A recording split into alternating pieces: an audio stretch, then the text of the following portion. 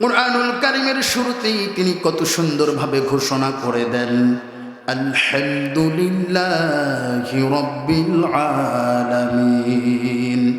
আল্লাহ ডাক দেয়া বলে, বান্দা প্রশংসা যদি করতে হয় কেবলমাত্র শুধুমাত্র আমি আল্লাহর প্রশংসা করবা, কেননা জবানটা দিয়েছেন কে? অতএব আল্লাহর দেওয়া জবান আল্লাহর জন্যই ব্যবহার করতে হবে। দুনিয়ার কোন রাম বাম নাস্তিক মুরতাদের জন্য এই জবান ব্যবহার করা যাবে? আল্লাহ বলেন, আর রহমান আল্লামাল কুরআন খলাকাল ইনসান আল্লামাহুল বায়ান। আল্লাহ ডাক দেয়া বলে, আমি রহমান, বানাইলাম ইনসান, শিখাইলাম কোরআন, শিক্ষা দিলাম বায়ান, শিক্ষা দিলাম জবান। যেই ব্যক্তি আল্লাহর দেওয়া জবান দিয়া আল্লাহর কোরআন পড়বে, আল্লাহর কোরআন শুনবে, আল্লাহর কোরআন মানবে, আমার আল্লাহর বিধান মানবে, আমার আল্লাহর প্রশংসা করবে, আল্লাহর ডাক দেওয়া বলে ওই ব্যক্তি হলো ইনসান। আর যে ব্যক্তি আল্লাহর দেওয়া জবান দিয়ে আল্লাহর কোরআন পড়লো না, আল্লাহর কোরআন শুনলো না, আল্লাহর কোরআন মানলো না, আমার আল্লাহর বিধান মানলো না, আল্লাহ তাআলা রব্বুল আলামিন ডাক দেয়া বলে, শোনো শোনো, ওইটা দেখতে মানুষের মতো হলেও আসলে ওইটা মানুষ নয়, ওইটা হলো চতুষ্পদ জন্তু, জানোয়ার, হায়াওয়ান। তার মানে মানুষের মতো দেখা গেলেই মানুষ বলা যাবে, মানুষের মতো দেখা গেলেই মানুষ বলা। এক্সাম্পল দেই, বুঝতে আপনাদের সহজ হবে। আপনাদের বাড়িতে গরু ছাগল আছে না? কেউ কি কোনোদিন গরুর বাছুরের মাথায় হাত রেখে বলে, বাবা গরু তুমি গরুর মতো হও? ছাগলের বাচ্চার মাথায় হাত রেখে বলে, ছাগল তুমি ছাগলের মতো হও? ভেড়ার বাচ্চার মাথায় হাত রেখে বলে, ভেড়া তুমি ভেড়ার মতো হও? দুনিয়াতে কোনো মাখলুকাতের বাচ্চার মাথায় এমন করে হাত রেখে বলা হয় না। কিন্তু কি অবাক করা কথা, কি অবাক করা কথা, আপনার কলিজার টুকরা সন্তান, আপনার স্ত্রীর গর্ভেই তার জন্ম হয়েছে, কত সুন্দর ফুটফুটে চেহারা, কোকিলের কণ্ঠে কথা বলে, আপনার চোখের সামনে আমরা তার মাথায় হাত বুলিয়ে বলি, বাবা তুমি মানুষের মতো মানুষ হও, বলে না? আমার কথা হলো, যেই কথাটা অন্য কোনো মাখলুকাতের বাচ্চার জন্য বলেন না, আপনার সামনেই আমি বললাম, বাবা তুমি মানুষের মতো মানুষ হও, আপনি একটা বারও প্রতিবাদ করলেন না, বরং খুশি হলেন, ঠিক নয় কি? আমার প্রশ্ন হলো, আপনার ছেলেটা কি মানুষ না? আপনার ছেলেটা কি মানুষ না? তাহলে কথা কেন বললেন মানুষের মতো মানুষ? এই জন্য বললাম ওটা দেখতে মানুষ, বাইরের বডিটা মানুষ, ফ্রেমটা মানুষ, কিন্তু ভিতরটা এখনো মানুষ হতে পারে না। তার মানে বোঝা যায় মানুষের মতো দেখা গেলেই মানুষ বলা যাবে। তাহলে মানুষ কারা? কাদেরকে মানুষ বলবো? মানুষের পরিচয় কি? তিনি তো মানুষের পরিচয় দিতে পারেন যিনি মানুষ বানিয়েছেন, ঠিক নয় কি? আল্লাহ তাআলা রব্বুল আলামিন বলেন, আর রহমান আল্লামাল কুরআন খলাকাল ইনসান। আল্লাহ তাআলা রব্বুল আলামিন বলেন, আমি রহমান, বানাইলাম ইনসান, শিখাইলাম কোরআন, শিক্ষা দিলাম জবান। যেই ব্যক্তি আমি আল্লাহর জবান দিয়ে আমার কোরআন পড়বে, আমার কোরআন শুনবে, আমার বিধান মানবে, আমি আল্লাহর প্রশংসা করবে, আল্লাহ ডাক দেয়া বলে ওই ব্যক্তি হলো ইনসান। আল্লাহু আকবার, আল্লাহু আকবার। অতএব আমাদের জবান দিয়েছেন কে? ব্যবহার হবে কার জন্য? আসেন না আরো একবার বলি আলহামদুলিল্লাহ। আলোচনা কি চলবে? আমি মুফাসসির মানুষ, উইদাউট রেফারেন্স একটি কথাও আমি বলবো না। যতক্ষণ আলোচনা করব কোরআন থেকে আলোচনা করব ইনশাআল্লাহ। আসলে তাফসীর করতে গেলে যতটা যোগ্যতা, দক্ষতা, ইলম এবং হিলেম দরকার, বিশ্বাস করেন তার কোনোটাই আমার মধ্যে নাই। আমি মানুষটা লম্বা, আমার পাঞ্জাবির ঝুলটাও লম্বা, কিন্তু ইলেম একেবারে সামান্য। তবে আপনারা যদি আমার জন্য দোয়া করে দেন, হয়তোবা আল্লাহ এই নালায়েক গুনাহগারের জবান থেকে এমন কিছু কথা বের করতে পারে যা দুনিয়া এবং আখিরা উভয় জগতেই আমাদের জন্য কল্যাণকর হবে। আল্লাহ যেন সে তৌফিক আমাকে দান করেন, বলি আমিন। যেহেতু বিষয় দেওয়া হয়েছে আর নাম দিয়েছেন তাফসীরুল কোরআন মাহফিল, অতএব উচিত হবে কোরআন থেকে এবং নির্দিষ্ট বিষয়ের উপরে আলোচনা করা, ঠিক নয় কি? আমি বিষয়ভিত্তিক আলোচনা করে অভ্যস্ত, এলোমেলো কথা আমি বলতে পারবো না। যে বিষয়টি আপনারা আমাকে দিয়েছেন, কুরআনুল কারীমের 23 নম্বর সূরা 18তম পারা, সূরাতুল মুমিনুনের 12, 13 এবং 14 নম্বর আয়াত। আমি আবারও বলতেছি, সূরাতুল মুমিনুন 18 নম্বর পারা প্রথম পৃষ্ঠা 12, 13 এবং 14 নম্বর আয়াত। এই আলোচ্য 3টি আয়াতে আল্লাহ তাআলা রব্বুল আলামিন মানব সৃষ্টির রহস্য নিয়ে আলোচনা করেছেন। সুবহানাল্লাহ বলেন। তার মানে আজকে আমার আলোচ্য বিষয় হলো মানব সৃষ্টির রহস্য। মানব সৃষ্টির রহস্য আলোচনা করার পূর্বেই আলোচনা করা উচিত মানব সৃষ্টির উদ্দেশ্য। বলবেন কেন? এই যে ক্যামেরাটা দেখতেছেন, এই ক্যামেরাটা তৈরি করার আগেই আবিষ্কারক চিন্তা ভাবনা করেছে যে কোন উদ্দেশ্যে আমি ক্যামেরা বানাবো, ঠিক না? এই মাইকের মেশিনগুলো আবিষ্কারের আগেই কোম্পানি বা ওই ব্যক্তি গবেষণা করেছে, তার উদ্দেশ্য ছিল কেন আমি মাইকটা বানাবো। অনুরূপ আপনারা এই মাহফিলটা দিয়েছেন, আজকে 4 দিন যাবৎ এটা অনুষ্ঠিত হলেও উদ্দেশ্যটা কিন্তু আরো অনেক আগে, তাই না? তার মানে মানব সৃষ্টির রহস্য আলোচনা করতে গেলে উদ্দেশ্য ছাড়া আলোচনা করলে ওই বিষয়টা অপূর্ণ থেকে যায়, ঠিক নয় কি? এখন ক্যামেরাটা কি এমনি বানাইছে না কোনো কারণ আছে? মোবাইলটা কি এমনি বানাইছে না কারণ আছে? এই মাহফিলটা কি এমনি দিয়েছেন না কারণ আছে? কারণ আছে না? নাই, অজাতা তো আর করেন নাই, করছেন নাকি? আল্লাহ তাআলা রব্বুল আলামিন ডাকতে বলে, বান্দা আফাহাসিবতুম আন্নামা খলাকনাকুম আবাসা। আল্লাহ ডাকতে বলে, ও বান্দা শোনো, উইদাউট কজ, কোনো কারণ ছাড়া অযথা আমি মানুষ বানাই নাই। আমরা বললাম, আল্লাহ তাহলে কেন বানাইলাম? আমাদের বানানোর পিছনে আপনার উদ্দেশ্যটা কি, আপনার লক্ষ্যটা কি? আল্লাহ সেই জবাবটা অন্য একটা আয়াতে দিচ্ছেন, ওয়ামা খলাকতুল জিন্না ওয়াল ইনসা ইল্লা লিয়াবুদুন।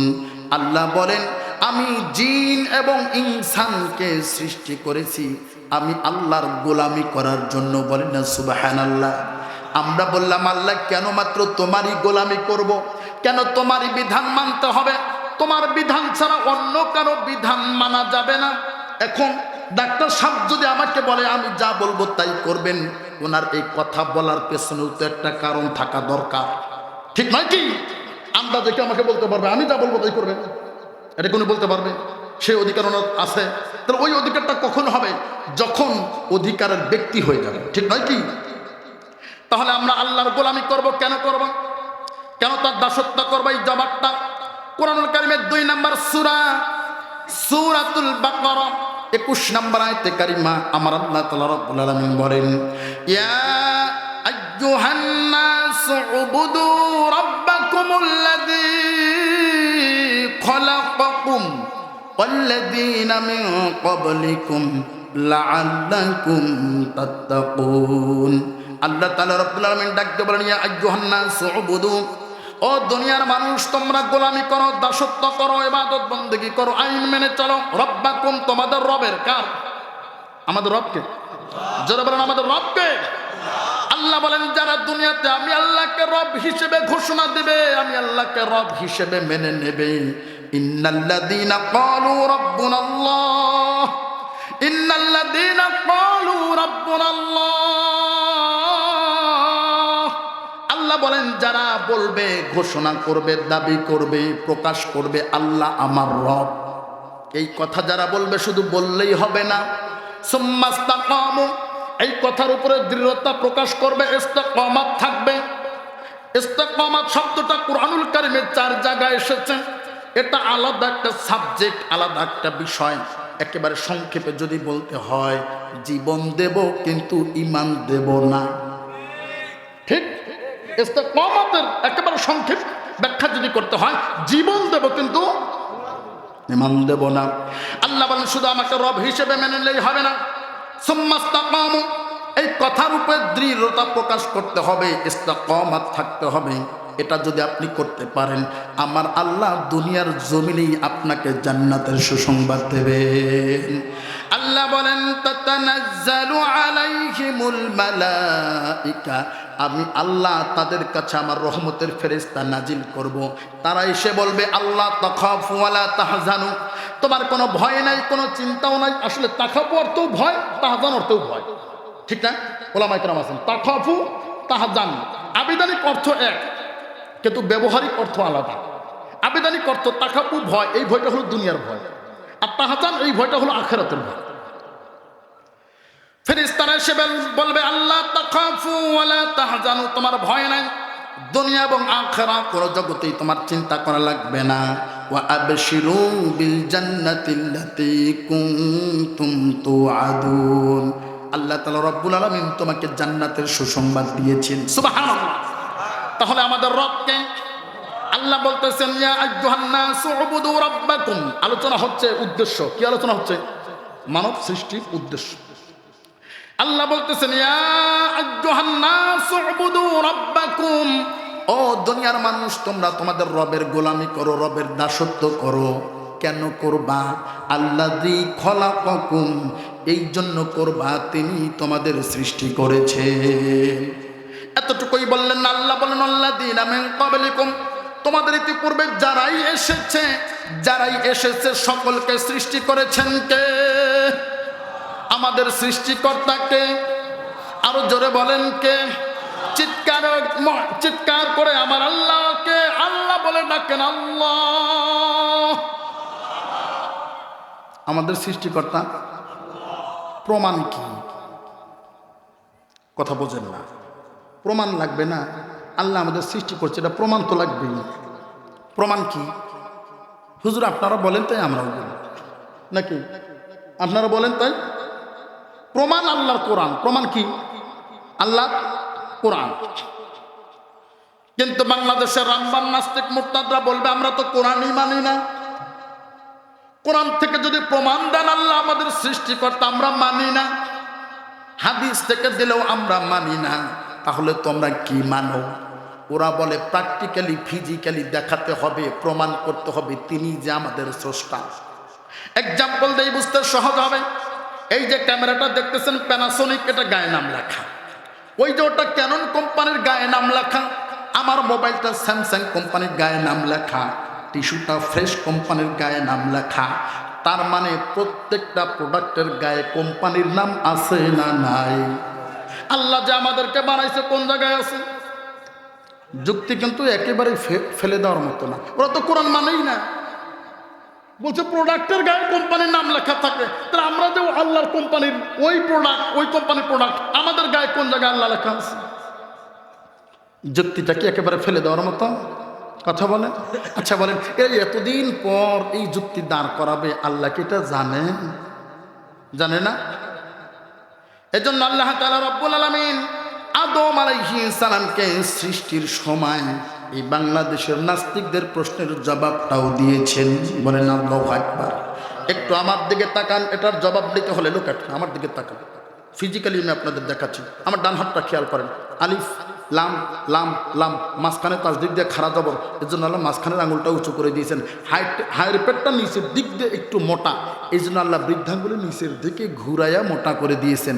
ওয়াজ শেষে বাড়িতে গিয়ে হাতটা পানিতে চুবিয়ে টেবিল অথবা সাদা কাগজের উপরে রেখে দেবেন। আল্লাহে বিল্লাহে তাল্লাহে, আল্লাহর কসম করে বলি আল্লাহ লেখা হয়ে যাবে। আর একটু আস্তে সুবহানাল্লাহ বলেন। এ কথা বলতেও আপনাদের কষ্ট হয়। What is the cause?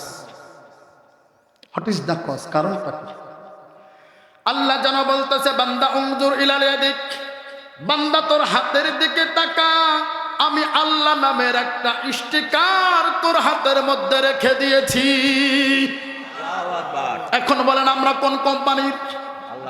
আল্লাহু আকবার। আল্লাহু আকবার। প্রত্যেকটা কোম্পানি প্রোডাক্ট তৈরি করার পর ওই প্রোডাক্টটা কেমনে চলবে, কিভাবে চলবে, তার একটা নীতিমালা দেয়, আছে না? এই মোবাইলটা কেমনে চালাবেন, স্যামসাং কোম্পানি নীতিমালা দিয়েছে। এটাও ক্যামেরা, ওটাও ক্যামেরা, তবে দুইটার নীতিমালা আলাদা, দুই কোম্পানির, ঠিক নয় কি? দুই কোম্পানির। এটার নীতিমালা একরকম, ওইটার নীতিমালা হলো অন্যরকম। আমার হাতে স্যামসাং কোম্পানির নীতিমালা হলো একরকম, আইফোনের নীতিমালা হলো ভিন্ন রকম। এই যে নীতিমালা দেয় এটাকে বলা হয় ক্যাটালগ। কি বলা হয়? তাহলে প্রত্যেকটা প্রোডাক্টের সাথে ক্যাটালগ আছে না নাই? আমার আল্লাহ আশরাফুল মাখলুকাত বানালেন, এই মানুষটা দুনিয়াতে আসবে, কিভাবে চলবে, কিভাবে তার ব্যক্তিগত জীবন, পারিবারিক জীবন, সামাজিক জীবন, রাষ্ট্রীয় অঙ্গন কিভাবে পরিচালনা করবে, তার জন্য ক্যাটালগের প্রয়োজন আছে না নাই?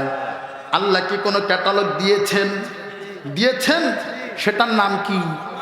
বাল হুয়া কুরআনুম মাজিদুম ফি লাউহিন মাহফুজ। আমার আল্লাহ একটা ক্যাটালগ দিয়েছে, সেই ক্যাটালগের নাম হলো কুরআন। সুবহানাল্লাহ। উদাহরণ দিয়ে আপনাদের বুঝতে আরো ক্লিয়ার হবে ইনশাআল্লাহ। আমি কিন্তু কমার্শিয়াল বক্তা না যে একটা ঘটনা ধরবো আর শেষ করবো। যে বিষয় ধরেছি ওর খুঁটি নাটি নারী বুড়ি যা আছে ইনশাআল্লাহ এক একটা শব্দ বুঝাবো ইনশাআল্লাহ। অপেক্ষা করেন, মেডিসিন সামনে আছে। আপনার শ্যালো মেশিন চেনেন? ডিজেল চালিত মেশিন চেনেন না? এই ডিজেল চালিত মেশিন যিনি আবিষ্কার করেন তার নাম হলো ডক্টর অটো। আমি বিজ্ঞানের ছাত্র, এই তথ্যটা আপনারা পাবেন এসএসসি পরীক্ষাতে নবম দশমের পদার্থ বিজ্ঞানে। ডক্টর অটো মেশিন তৈরি করেছেন, এজন্য মেশিনের 4টা পিস্টনের ঘাতকে বলা হয় অটো চক্র। উদাহরণ দিচ্ছি, কথাগুলো মনোযোগ দিয়ে শুনবেন। এই ডক্টর অটো মেশিন তৈরি করার পর একটা ছিদ্র দেওয়ার ট্যাঙ্কি করেছেন, এখানে পানি দিতে হবে। আর একটা ছিদ্র দেওয়ার ট্যাঙ্কি করেছেন, এখানে তেল দিতে হবে। আর একটা ছিদ্র আছে, ওখানে মোবিল দিতে হবে। আর একটা ছিদ্র আছে, ওখানে হ্যান্ডেল দিয়া ডান পাশে কান আছে, কান ধরে ঘুরাতে হবে। ঠিক না? কান না ধরলে কি মেশিনে স্টার্ট নেয়? আমি মনে মনে চিন্তা করি, ডক্টর অটো বাঙালি জাতির খবর কেমনি পাইল যে কান ধরা ছাড়া বাঙালিরা কাজ করে না? ঠিক না? এখন এই যে তেল, মোবিল, পানি, হ্যান্ডেল ধরা লাগবে, কান ধরা লাগবে, এই নীতিমালা কার? আন্দাজে কার? মেশিন আল্লাহ বানাইছে। এতদিন শুনছি বাঙালি জাতে মাতাল তালে ঠিক, এখন দেখি জাতেও মাতাল তালেও মাতাল। মেশিন বানাইছে কে? Doctor auto. এটা আল্লাহর নীতিমালা না, এটা ডক্টর অটোর নীতিমালা। ঠিক নয় কি? আপনি আপনার পরিশ্রমের টাকা দিয়ে, মাথার ঘাম পায়ে ফেলানো, রক্ত পানি করা টাকা দিয়ে মেশিন কিনে আনলেন। বাড়িতে এনে ধমক দেয়া বলতেছেন, বেটা মেশিন এতদিন দোকানে ছিলা, দোকানদারের কথা অনুযায়ী চলেছ, এখন আমি তোমাকে ক্রয় করে নিয়ে আসছি, আমি যেইভাবে চালাতে বলবো, যেইভাবে তোমাকে চালাবো ওইভাবেই তোমাকে চলতে হবে। তেলের জায়গায় মোবিল, মোবিলের জায়গায় পানি, আর পানির জায়গায় তেল দিলেন। হ্যান্ডেল দিয়া ঘুরানি দিলেই মনে হয় স্টার্ট নেবে না। কেন? উল্টা পাল্টা হয়েছে। অসুবিধা কি? আপনার মেশিন আপনি উল্টায় রাখেন, পাল্টা রাখেন, সিট করে রাখেন আর উপর করে রাখেন। আপনি যেভাবে চলতে বলেন ওভাবে চলতে হবে। জিনিস আপনার চলবে, চলবে। এইটুকু তো বুঝছেন? কথা পায় না, বুঝছেন তো? আমার কথা হলো নিজের কেনা টাকা মেশিনের উপরে নিজের আইন বাস্তবায়ন করা যায়? কথা বলেন, যায়? অতএব নিজের কেনা টাকা মেশিনের উপরে নিজের আইন যদি বাস্তবায়ন করা না যায়, জমিন আল্লাহর, আমরা আল্লাহর জমিনে আল্লাহর আইন ব্যতীত 2, 4, 5 বছর ক্ষমতা পায়া নিজেদের আইন বাস্তবায়ন করা যায় না। কথা ঠিক আছে? বুঝবেন না মানে বুঝাইছে, শুধু বলবেন যে বুঝি নাই, 5 বার বল। ঠিক আছে কথা? জমিন কার? আমরা কার? কোরআন কার? বিধান কার? আল্লাহুল খলক ওয়াল আমর, সৃষ্টি যার হুকুম চলবে তার। এবার একটু মনোযোগী হন। আপনি যতই চেষ্টা করেন না কেন মেশিন স্টার্ট নেবে? মেশিন বৃদ্ধাঙ্গুলি প্রদর্শন করে বলবে, বেটা আমাকে ক্রয় করেছ জাস্ট ব্যবহার করতে পারবা, কিন্তু আমি আমার সৃষ্টিকর্তার আইন অমান্য করতে পারবো না। ঠিক? আমার কথা হলো, সামান্য মেশিন যদি তার সৃষ্টিকর্তার আইন অমান্য না করে, আপনি আমি আশরাফুল মাখলুকাত মানুষ দাবি করি কিন্তু সৃষ্টিকর্তার আইন মানি না। আমি বলি মানুষ হওয়া তো দূরের কথা, মুসলমান হওয়া তো দূরের কথা, ডক্টর অটোর তৈরি করা মেশিন হওয়ার যোগ্যতাও আপনার মধ্যে না। এরপরেও যদি বাড়াবাড়ি করেন, মাঝে মধ্যে মেশিন রাগ করে, এটা জানেন? মনে করছেন হুজুর শুধু ওয়াজি করে আর কিছু পারে না, মেশিনও চালাইতে পারে। হ্যাঁ, মাঝে মধ্যে মেশিন রাগ করে, বেশি বান্দরামি করবেন উল্টা ঘরে মাঝে মধ্যে মেশিন রাগ কইরা উল্টা করে বেটা ফাজলামি করিস, আমি আমার সৃষ্টিকর্তার আইন মানবো আর তুই উল্টা পাল্টা করিস। রাগ করে উল্টা করে একবার হ্যান্ডেলটা যদি জায়গা মতো লাগে, জীবনে আর চাপা সোজা কইরা কথা বলা লাগবে না। ঠিক অনুরূপভাবে আল্লাহর জমিনে আল্লাহর আইন ব্যতীত যারাই নিজেদের আইন বাস্তবায়ন করতে চেয়েছিল, নমরুদ, ফেরাউন, সাদ্দাত, আবু জেহেল, উতবা, সায়বা, হামান, কিছুদিন আগেও যেই ফেরাউন বিদায় হয়েছে, যারাই চেয়েছিল আল্লাহর জমিন ব্যতীত নিজেদের আইন বাস্তবায়ন করবে, জনগণ উল্টা ঘুরে এমন থাপ্পড় দিছে চাপা বাঁকা কইরা ইন্ডিয়া। ঠিক, হ্যাঁ, বাড়াবাড়ি করেন না। মেশিন উল্টা মাঝে মধ্যেই ঘোরে, কথা কয় না। মেশিন উল্টা মাঝে মধ্যেই করে, যে থাপ্পড় দিছে জীবন আর চাপা সোজা করে বাংলাদেশ আসা লাগবে না। ঠিক নয় কি? অতএব বোঝা যায় এটাই শেষ, উল্টা না আরো উল্টা ঘুরতে পারে। ঠিক নয় কি? এদের স্বাধীন হওয়ার 54 বছর অতিক্রম হয়ে গেল। দুঃখজনক হলেও সত্য, দুঃখজনক হলেও সত্য, আজ পর্যন্ত কোনো বিধর্মীরা বলে না আমরা রাষ্ট্র ধর্ম ইসলাম মানি না। ঠিক নয় কি? দুঃখজনক হলেও সত্য, আজ পর্যন্ত বিধর্মীরা আল্লাহর কোরআন নিয়ে এত বাড়াবাড়ি করে নাই, আমার রাসূলকে এত গালি বিধর্মীরা দেয় নাই যত গালি দিয়েছে নামধারী মুসলমান। ঠিক না? নামের আগে আবার মোহাম্মদ শব্দ লাগায়, প্রত্যেক বছর সরকারি খরচে হজে যায়, মোহাম্মদ শব্দ লাগায় হজে গেলে জান্নাত পাওয়া যাবে। এক ডিব্বা পাতলা পায়খানা রাইখা উপরে সোনার অক্ষর দিয়ে লিখে দিচ্ছেন বগুড়ার দই। ওটা কি বগুড়ার দই হবে? ভিতরে কি পাতলা পায়খানা। ঠিক তেমনি তোমার নামের আগে মোহাম্মদ, ভিতরে যে শিরে কুফর বেদাত, কিয়ামত পর্যন্ত মোহাম্মদ দিয়া রক্ত বমি করলেও ওই ব্যক্তি কোনোদিনও মুসলমান হবে না।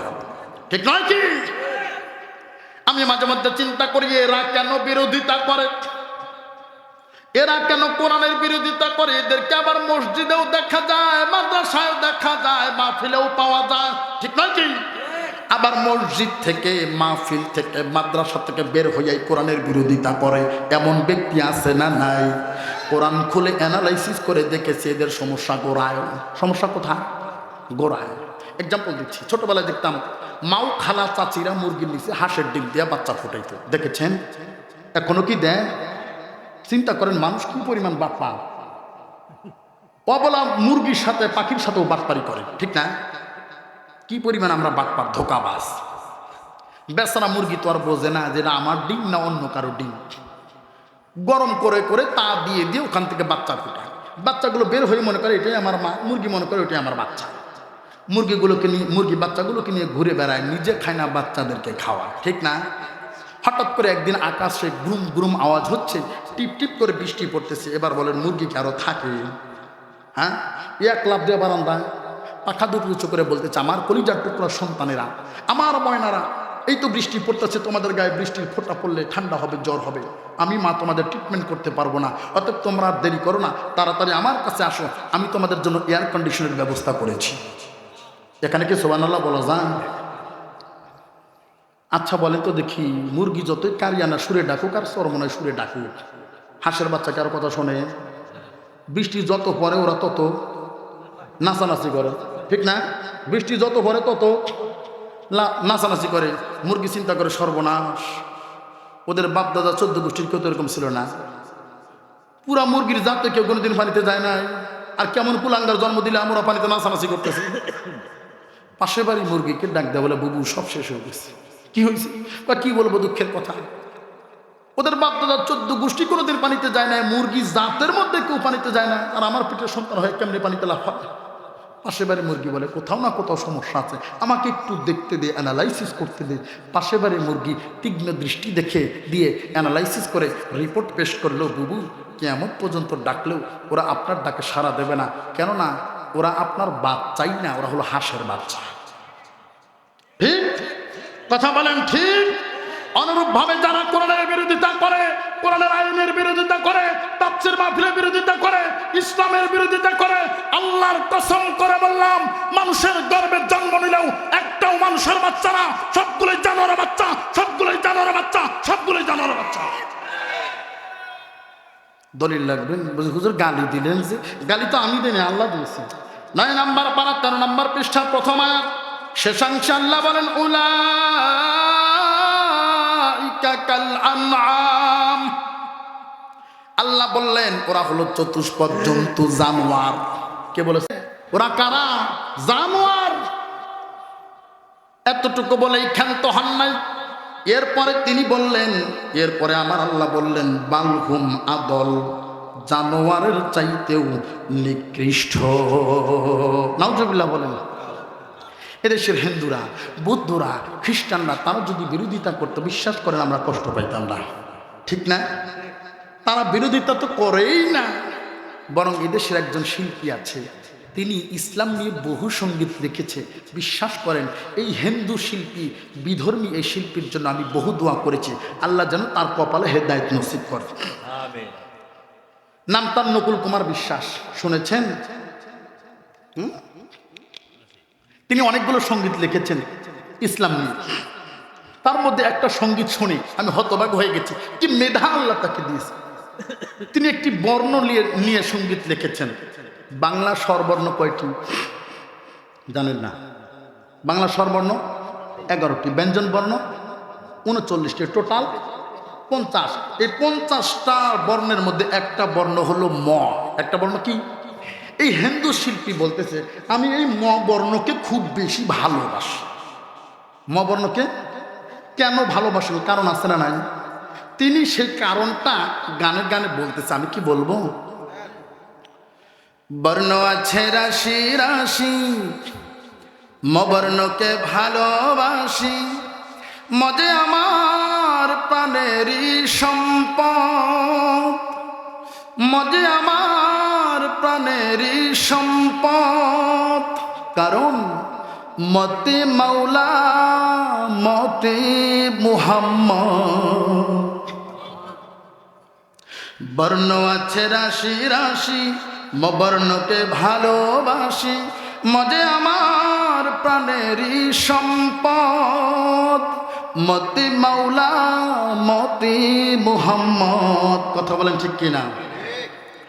মুসলমান লিখতে বলাগে বলো সত্য কিনা, মদিয়ে লেখা হয় আমার মক্কা মদিনা। মুসলমান লিখতে বলাগে বলো সত্য কিনা, মদিয়ে লেখা হয় আমার মক্কা মদিনা। মসজিদ মাদ্রাসা মাজারে মলাগে বিশদ, মতে মাওলা মতে মুহাম্মদ। ঠিক কিনা? মাখলুকাত লিখতে বলাগে ময় হয় মমিন, মিনার লিখতে মলাগে ভাই ময় মুয়াজ্জিন। আল্লাহু আকবার। কি মেধা আল্লাহ পাকের, আল্লাহু আকবার কবিরা। মাখলুকাত লিখতে বলাগে ময় হয় মমিন, মিনার লিখতে মলাগে ভাই ময় মুয়াজ্জিন। ময় মুর্শিদ নাম জপিলে কাটে রে বিপদ, মতে মাওলা মতে মুহাম্মদ। মৌলভী মাওলানা শব্দে ম আছে ভরা, মিলাদ মাহফিল মুহররম ম দিয়েই গড়া। ঠিক না? মৌলভী মাওলানা শব্দে ম আছে ভরা, মিলাদ মাহফিল মুহররম ম দিয়েই গড়া। লাগে মুনাজাত মাগফিরাতে ম হয় না কভু রদ, মতে মাওলা মতে মুহাম্মদ। আল্লাহু আকবার। মুজাহিদ মুজাদ্দিদ মুফতি মুআল্লিম মেম্বার, মিয়া মুন্সি মোল্লা লিখতে ম বর্ণের দরকার। ঠিক ঠিক। মুজাহিদ মুজাদ্দিদ মুফতি মুআল্লিম মেম্বার, মিয়া মুন্সি মোল্লা লিখতে ম বর্ণের দরকার। মুস্তাজি মুসল্লি যেজন ময় মিশারদ, মতে মাওলা মতে মুহাম্মদ। বর্ণ আছে রাশি রাশি, মবর্ণকে ভালোবাসি, মজে আমার প্রাণেরই সম্পদ, কারণ মতে মাওলা মতে মুহাম্মদ। আল্লাহু আকবার। এই জন্য মকে ভালোবাসি। তাহলে বিধান মানতে হবে কার? আমাদেরকে বানানোর পেছনে আল্লাহর উদ্দেশ্যই হলো তার আইন মানা। কি? যেমন মোবাইলটা তার কোম্পানির আইন মানবে, এটাই বিধান। ক্যামেরাটা তার কোম্পানির ক্যাটালগ মানবে, এটাই বিধান। মেশিনগুলো তার দেওয়া কোম্পানির ক্যাটালগ মানবে, এটাই বিধান। আল্লাহর তৈরি মানুষ আল্লাহর বিধান মানবে, এটাই বিধান, এটাই আমার আল্লাহর উদ্দেশ্য। আশা করি বুঝতে পেরেছেন। আমার আলোচনার ফার্স্ট স্টেপ আমি শেষ করলাম, এখন সেকেন্ড স্টেপ মানব সৃষ্টির রহস্য। আলোচনা কি চলবে? আমাকে কি আর কিছুক্ষণ সময় দেবেন? উইদাউট রেফারেন্স আমি একটি কথাও বলি নাই, ঠিক নয় কি? এখন আসছি মূল আলোচনা। মানব সৃষ্টির রহস্য। আল্লাহ তাআলা রব্বুল আলামিন মানব জাতিকে বানিয়েছেন তিনটি পদ্ধতিতে। কয়টি পদ্ধতি? তিনটি পদ্ধতি। এক নাম্বার পদ্ধতি পিতা মাতা ছাড়া। এই পদ্ধতিতে বানিয়েছেন দুইজন, একজন হলেন আদম, আরেকজন হলেন হাওয়া আলাইহিস সালাম। আল্লাহ এই দুজনকে পিতামাতা ছাড়া সৃষ্টি করে এই পদ্ধতিটা মানসুখ করে দিয়েছেন, ব্যান্ড করে দিয়েছেন, রহিত করে দিয়েছেন। কিয়ামত পর্যন্ত এই পদ্ধতিতে আর কোনো মানুষ আল্লাহ বানাবে না, ঠিক নয় কি?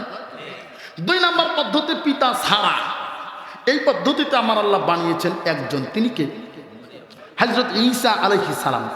এই পদ্ধতিটাও আমার আল্লাহ মানসুখ করে দিয়েছেন, ব্যান্ড করে দিয়েছেন। কিয়ামত পর্যন্ত এই পদ্ধতিতে আর কোনো মানুষ আল্লাহ বানাবে। তিন নম্বর পদ্ধতি রানিং, যে পদ্ধতিতে আমরা আসছি, রানিং যে পদ্ধতিতে আমরা আসছি। আমার কথা হলো উপরের দুইটা পদ্ধতি যেহেতু মানসুখ হয়ে গেছে, আমি মানসুখ হওয়া পদ্ধতি আলোচনা করতে চাচ্ছি না, রানিং পদ্ধতি আলোচনা হবে ইনশাআল্লাহ। শুনতে রাজি আছেন তো? একটু মনোযোগ দিয়ে কথাগুলো শুনবেন। বলেন তো দেখি আল্লাহ তাআলা রব্বুল আলামিন আমাদেরকে কি দিয়ে বানিয়েছেন? আরো একবার বলেন, জোরে বলেন, চিৎকার করে বলেন।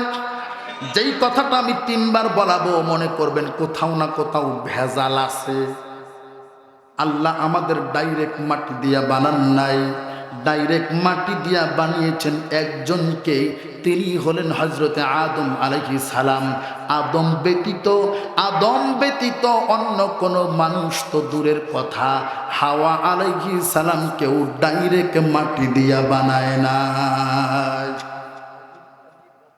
ওয়াখলাকা মিনহা যাওজাহা, ওয়াখলাকা মিনহা যাওজাহা। আদম থেকে হাওয়ারে বানাইছে।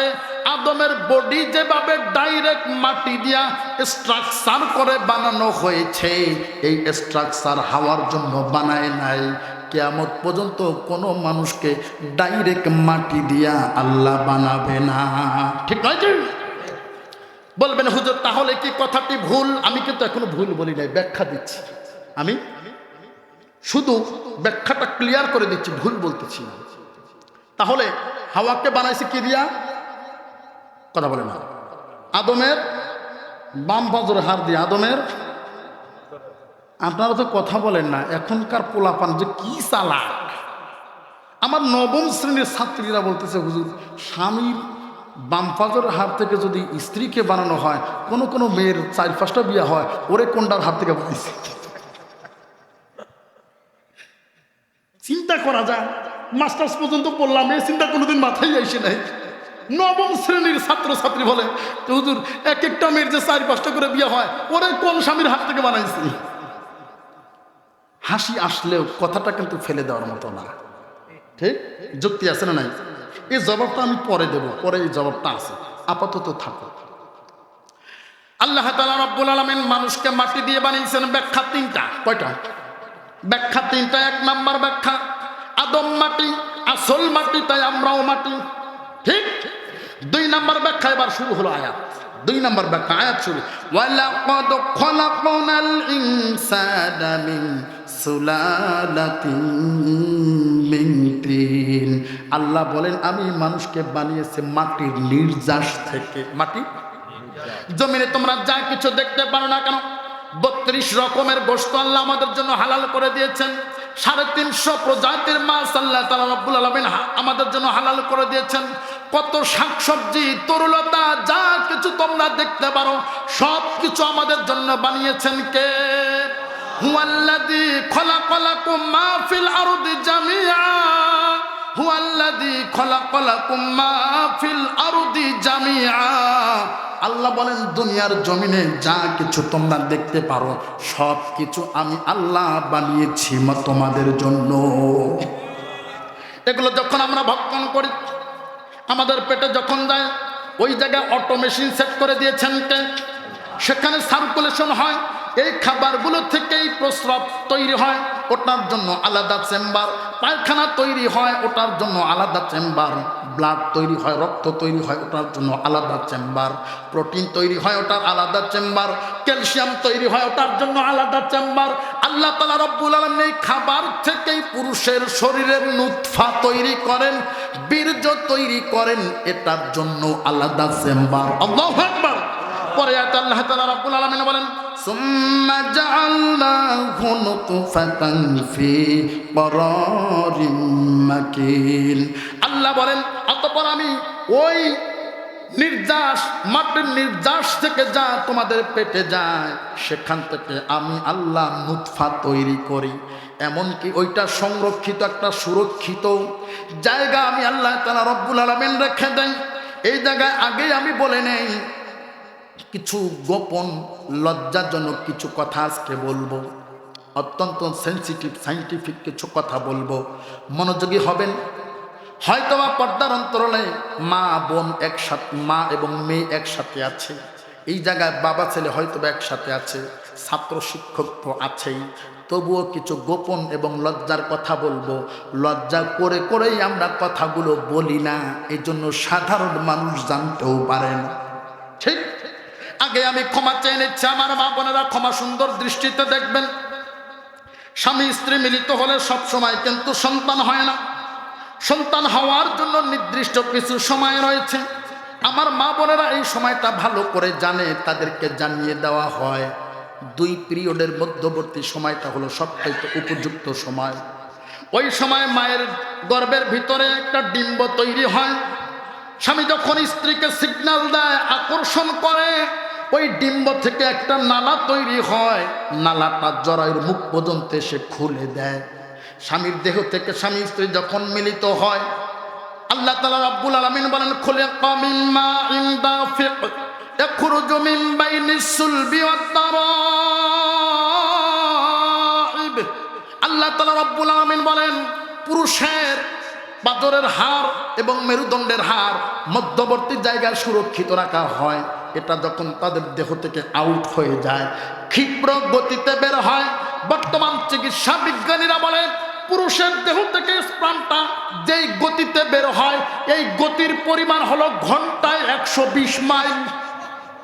সুবহানাল্লাহ বলবেন না? ঘন্টায় 120 মাইল। এক এক ফোঁটা শুক্রে, এক এক ফোঁটা শুক্রে কার্যকরী 20 মিলিয়ন তথা 2 কোটি জীবাণু থাকে। তার মানে 1 ফোঁটা শুক্র দিয়া, 1 ফোঁটা নুতফা দিয়া একসাথে 2 কোটি মহিলাকে গর্ভবতী করা সম্ভব। আল্লাহু আকবার কি বলা যায়? 20 মিলিয়নের কম যদি কারো সিমেন্ট টেস্টে, আমি বলে দিচ্ছি অনেকের সন্তান হয় না, কারো সিমেন্ট টেস্টে যদি 20 মিলিয়নের কম হয়, 18 মিলিয়নও যদি হয়, 19 মিলিয়নও যদি হয়, তার দ্বারা সন্তান জন্মগ্রহণ করা সম্ভব নয়। এটা ডাক্তারি রিপোর্ট। গত 2 মাস আগে আমি একজনের অপারেশন করিয়েছি, অন্ডকোষের অপারেশন, এই গাজীপুরে সম্ভবত করা হয়েছিল। তার রিপোর্টটা এখন আমার কাছে আছে 15 মিলিয়ন। ডাক্তার বলল ইম্পসিবল। তাহলে 20 মিলিয়ন, 20 মিলিয়নে 2 কোটি, 2 কোটি 1 ফোঁটা।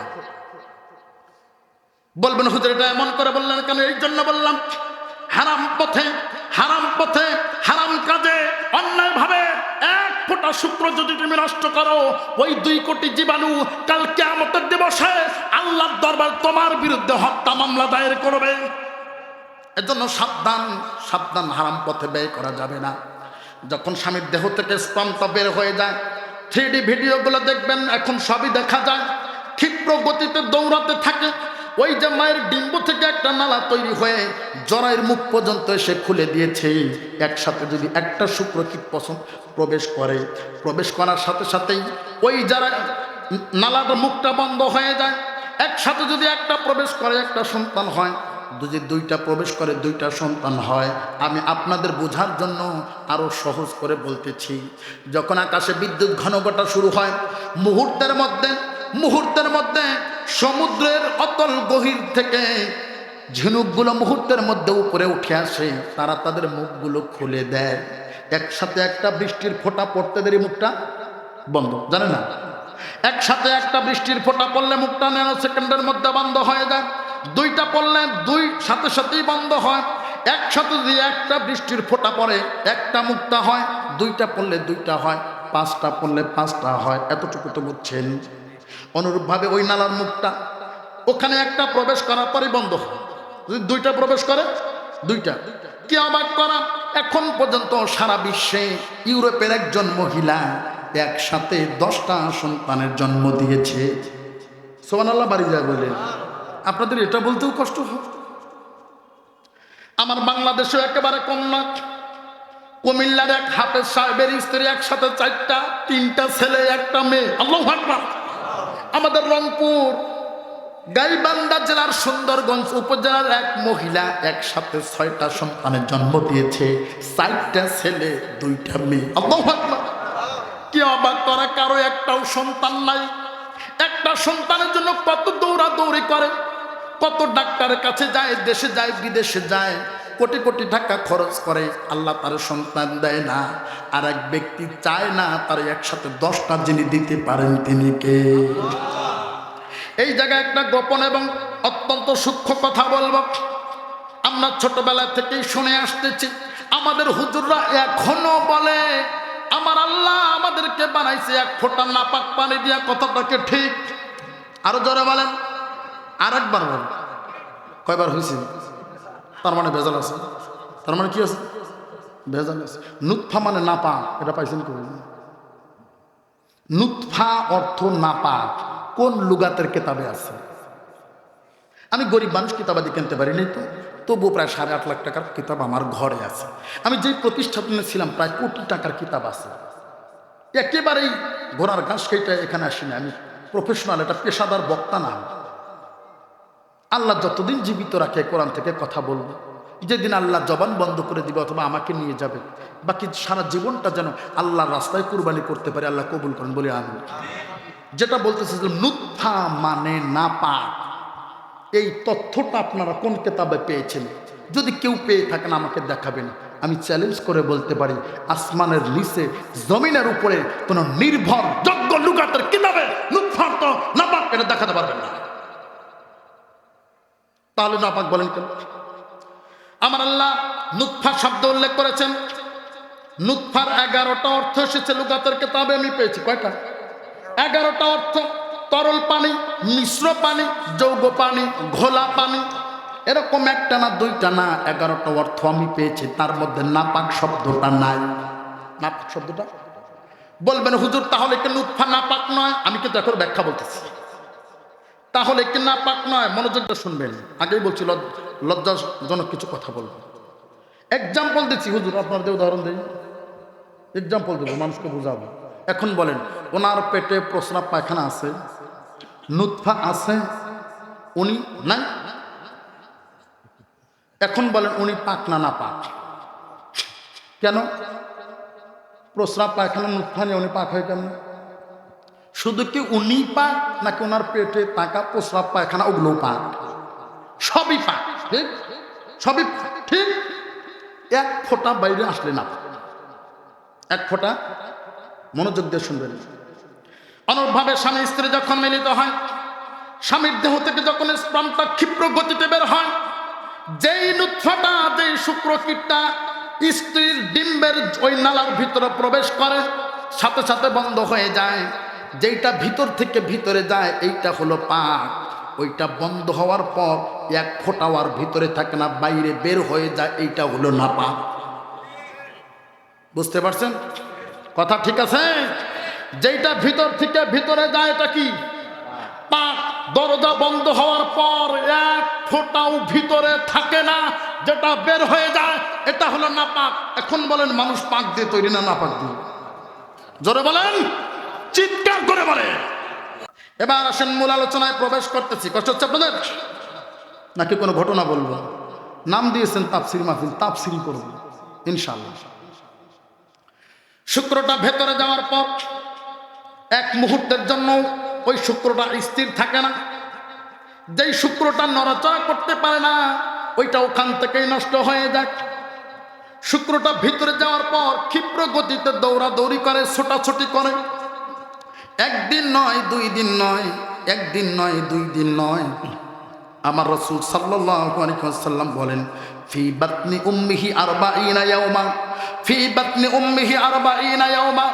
ওই শুক্রটা 40 দিন দৌড়াদৌড়ি করে। আল্লাহু আকবার। আমি এর আগে একটি কথা বলেছিলাম, মানুষদেরকে মাটি দিয়ে বানানোর ব্যাখ্যা 3টা বলেছিলাম, 2টা মনে আছে কি আপনাদের? আদম মাটিতে, আমরা মাটি, মাটির রস থেকে বানাইছে তাই মাটি, আরেকটা বাকি আছে না? বলছিলাম পরে আলোচনা আসতেছে তখন বলবো, মনোযোগ দিয়ে শুনতে হবে, একটু এদিকে ওদিকে বুঝবেন না। শুক্রটা ভিতরে যাওয়ার পর ওই ডিম্বের ভিতরে আমার আল্লাহ তাআলা রব্বুল আলামিন একজন ফেরেশতা নিযুক্ত করে দেন।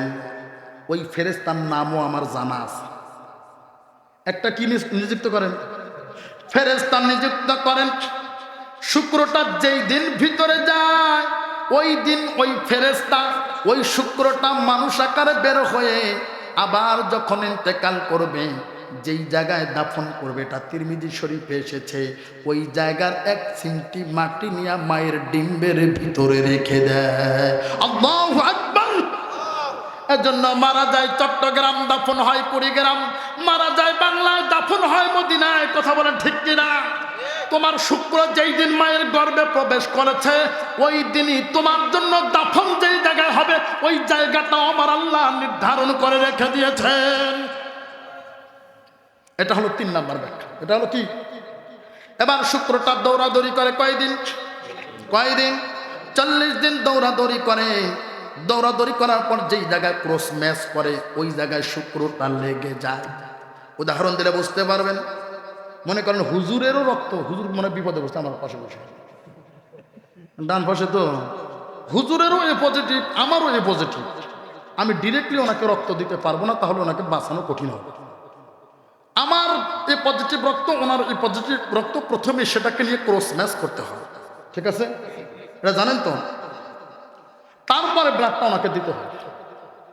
অনুরূপভাবে 40 দিন দৌড়াদৌড়ি করার পর ফি বাতনি উম্মিহি 40 ইয়াওমা, 40 দিন দৌড়াদৌড়ি করার পর মায়ের ডিম্বের যেই জায়গায় শুক্রটার ক্রস ম্যাচ করে ওই জায়গায় লেগে যায়। সুবহানাল্লাহ বলে। এখন আপনারা কল্পনা করেন, আমরা এখন কেউ রয়েনে না, আমরা এখন মায়ের গর্ভে। কল্পনায় আমরা এখন কোথায়? মায়ের গর্ভে। আমাদের বডি এখানে, কল্পনায় আমরা কোথায়? আমরা আলোচনা করতে সুবিধা হবে। আপনাকে আমার কথা বোঝেন না নাকি? তাহলে আওয়াজ দেন না কেন? এতগুলো মানুষ, প্রত্যেকটা জিনিস একটা তাল আছে, আছে না নাই? চুল কাটে তারা আপনারা কি বলেন? নাপিত। নাপিত না, শিল কয়, নাপিত কয়, যাই হোক যেটাই বলেন, মানে ফেভারিট এবং প্রসিদ্ধ হলো নাপিত, তাই না? শিল বলেন আর নাপিত বলেন। নাপিতের কাছে চুল কাটতে যাবেন, দেখবেন কেসি দিয়ে আপনার মাথায় যদি বাড়ি দেয় একবার, বাড়ি না কিসকিস করে 3 বার। ঠিক? আচ্ছা, এটা দরকার আছে? তুই কাটবি তো আমার মাথার চুল কাট, বাড়ি না কিসকিস করিস কেন? কথা কয় না। বাড়ি না কিসকিস করে সময় নষ্ট করার দরকার আছে, আমার মাথার চুল কাট। ও বলবে যে হুজুর এটা আমার কাজের তাল, এটা যদি না করি আমি চুলি কাটতে পারবো না। কথা কিন্তু ঠিক কথা। অনুরূপ অজরও কিছু তাল আছে। আপনারা যদি কথাবার্তা না বলেন আমার আলোচনা নষ্ট হয়ে যাবে, আমি কি সামনে আগাতে পারবো না। বলবেন তো ইনশাল্লাহ, সাপোর্ট দেব। কল্পনা, আমরা এখন মায়ের গর্ভে, আমাদের বয়স এখন 41 দিন। কয়দিন বয়স সহ বলবো আজকে ইনশাল্লাহ। সময় দিবেন তো? হ্যাঁ, প্রথম আসছি যেহেতু এত কষ্ট করে আয়োজন করছেন, কিছু না দিলে তো আর হয় না। আমাদের বয়স এখন 41 দিন। আল্লাহ তাআলা রাব্বুল আলামিন বলেন 40 দিন ঘোরাফেরার পর ওই নুতফাকে আর নুতফা অবস্থায় রাখি না, সুম্মা খলাকনা নুতফাতা আলাকা। ওই নুতফাটাকে আমি আল্লাহ তাআলা রব্বুল আলামিন রক্তপিণ্ডে পরিণত করে দেই। সেই রক্তপিণ্ডের আকারটা কেমন বর্তমান চিকিৎসা বিজ্ঞানীরা সেটাও বের করে দিয়েছে। কি অবাক করা, ছোটবেলায় আমরা যখন পানিতে নামতাম, পানিতে বিশেষ এক ধরনের জোক আমাদের পায়ে লাগতো, ছোট্ট একটা জোক লাগতো, একটা প্রান্ত দিয়ে রক্ত চুষতো আর অপর প্রান্ত বড় হতো। কিছুক্ষণের মধ্যেই রক্ত চুষে চুষে ছোট্ট জোকটা এত বড় মোটা হয়ে যেত। ঠিক অনুরূপভাবে শুক্রটা যখন 41 দিন বয়সে মায়ের ডিম্বের সাথে লেগে যায়, তখন থেকে রক্ত টানতে শুরু করে আর বড় হতে থাকে, রক্ত টানতে শুরু করে আর বড় হতে থাকে। একদিন না, 2 দিন না, এভাবে 40টা দিন রক্ত টানে। আল্লাহু আকবার বলে। এই সন্তান, কেমনে তোমারে বুঝাই, তুমি 40 দিন টানা তোমার মায়ের রক্ত চুষে বড় হয়েছ, ওই মায়ের সাথে কেমনে তুমি গাদ্দারি করো? এভাবে 40 দিন রক্ত টানার পর দেখবেন রক্তগুলো যদি বাহিরে রেখে দেন, কিছুক্ষণের মধ্যে রক্ত জমাট বাঁধা শক্ত হয়। ঠিক অনুরূপভাবে 40 দিন পর রক্তটা শক্ত হতে থাকে। আমাদের বয়স হলো এখন 120 দিন। কয় দিন? আমাদের বয়স হলো 120 দিন। 21 দিনের মাথায় আল্লাহ তাআলা রব্বুল আলামিন রক্তটাকে আর রক্ত রাখে না। ফাখলাকনাল আলাকাতা মুদগা, আল্লাহ তাআলা রব্বুল আলামিন ওই রক্তপিণ্ডটাকে ছোট্ট এক টুকরা গোশতে পরিণত করে দেন। একেবারে নরম তুলতুলে গোশত। আমার আল্লাহ কি সুন্দর কারিগর, কি সুন্দর কারিগর। আল্লাহ যদি চাইতেন গোশত অবস্থায় আমাদের বের করে দিতে পারতেন। কেউ কি বাধা দিত? আমরা কি বাধা দিতাম? আমরা তো জানি না বাধা দেব কোত্থেকে। গোশত আকারে যদি বের করে দিতেন, তাহলে আমরা এখানে আসতেও পারতাম না, বসতেও পারতাম না, কথাও বলতে পারতাম না। আল্লাহ তাআলা রব্বুল আলামিন গোশত আকারে যদি পাঠায় দিতেন, তাহলে এই আদম সন্তানকে দিয়া তাই পারতেন না। তাহলে দিন কায়েমের আন্দোলন করা লাগবে। এরা হলো খলিফা। ওয়াইদ ক্বালা রাব্বুকা লিল মালাইকাতি ইন্নী জাইলুন ফিল আরদি খলিফা। আমার আল্লাহ খলিফা পাঠিয়েছে। খলিফা মানে প্রতিনিধিত্ব করবে, আল্লাহর জমিনে আল্লাহর দিন প্রতিষ্ঠা করবে। অতএব দিন প্রতিষ্ঠা করতে গেলে হামলা হবে, মামলা হবে, শুধু মার খেলে হবে না, প্রয়োজনে মার দেওয়াও লাগবে। ঠিক তো মার দিতে গেলে তো শুধু গোশত দিয়ে হবে না, হাড্ডির দরকার। কথা পাই না? কি দরকার? Fine কাতালুকুম ফাকতুলুহুম, fine কাতালুকুম ফাকতুলুহুম। আল্লাহ বলে শুধু মার খাইলে হবে না, মার দেওয়া লাগবে। কে বলেছে? একজনে আপনাকে অন্যায়ভাবে শালা বললো, আর আপনি তার দুলাভাই বলবেন, কোথায় পেয়েছেন? হ্যাঁ, অন্যায়ভাবে একজন আপনার চর মারবে, আর আপনি গাল মালিশ করতে করতে কানতে কানতে আসবেন। এ বিধান পাইছেন কোথায়? আল্লাহ বলেন ফাইন কাতালুকুম ফাকতুলুহুম। কেউ যদি অন্যায়ভাবে তোমারে থাপ্পড় দেয়, ঘুষি মাইরা নাকের বারান্দা ফাটাই দিবা, এটার নাম ইসলাম। ঠিক আছে? আল্লাহ ভাবলেন শুধু গোশত আকারে পাঠালে হবে না, এইটারে দিয়ে আমি আমার দিন কায়েম করব। এর জন্য আল্লাহ তাআলা রব্বুল আলামিন আল্লাহ বলেন ফাখলাকনাল মুদগাতা ইজামা, ফাখলাকনাল মুদগাতা ইজামা।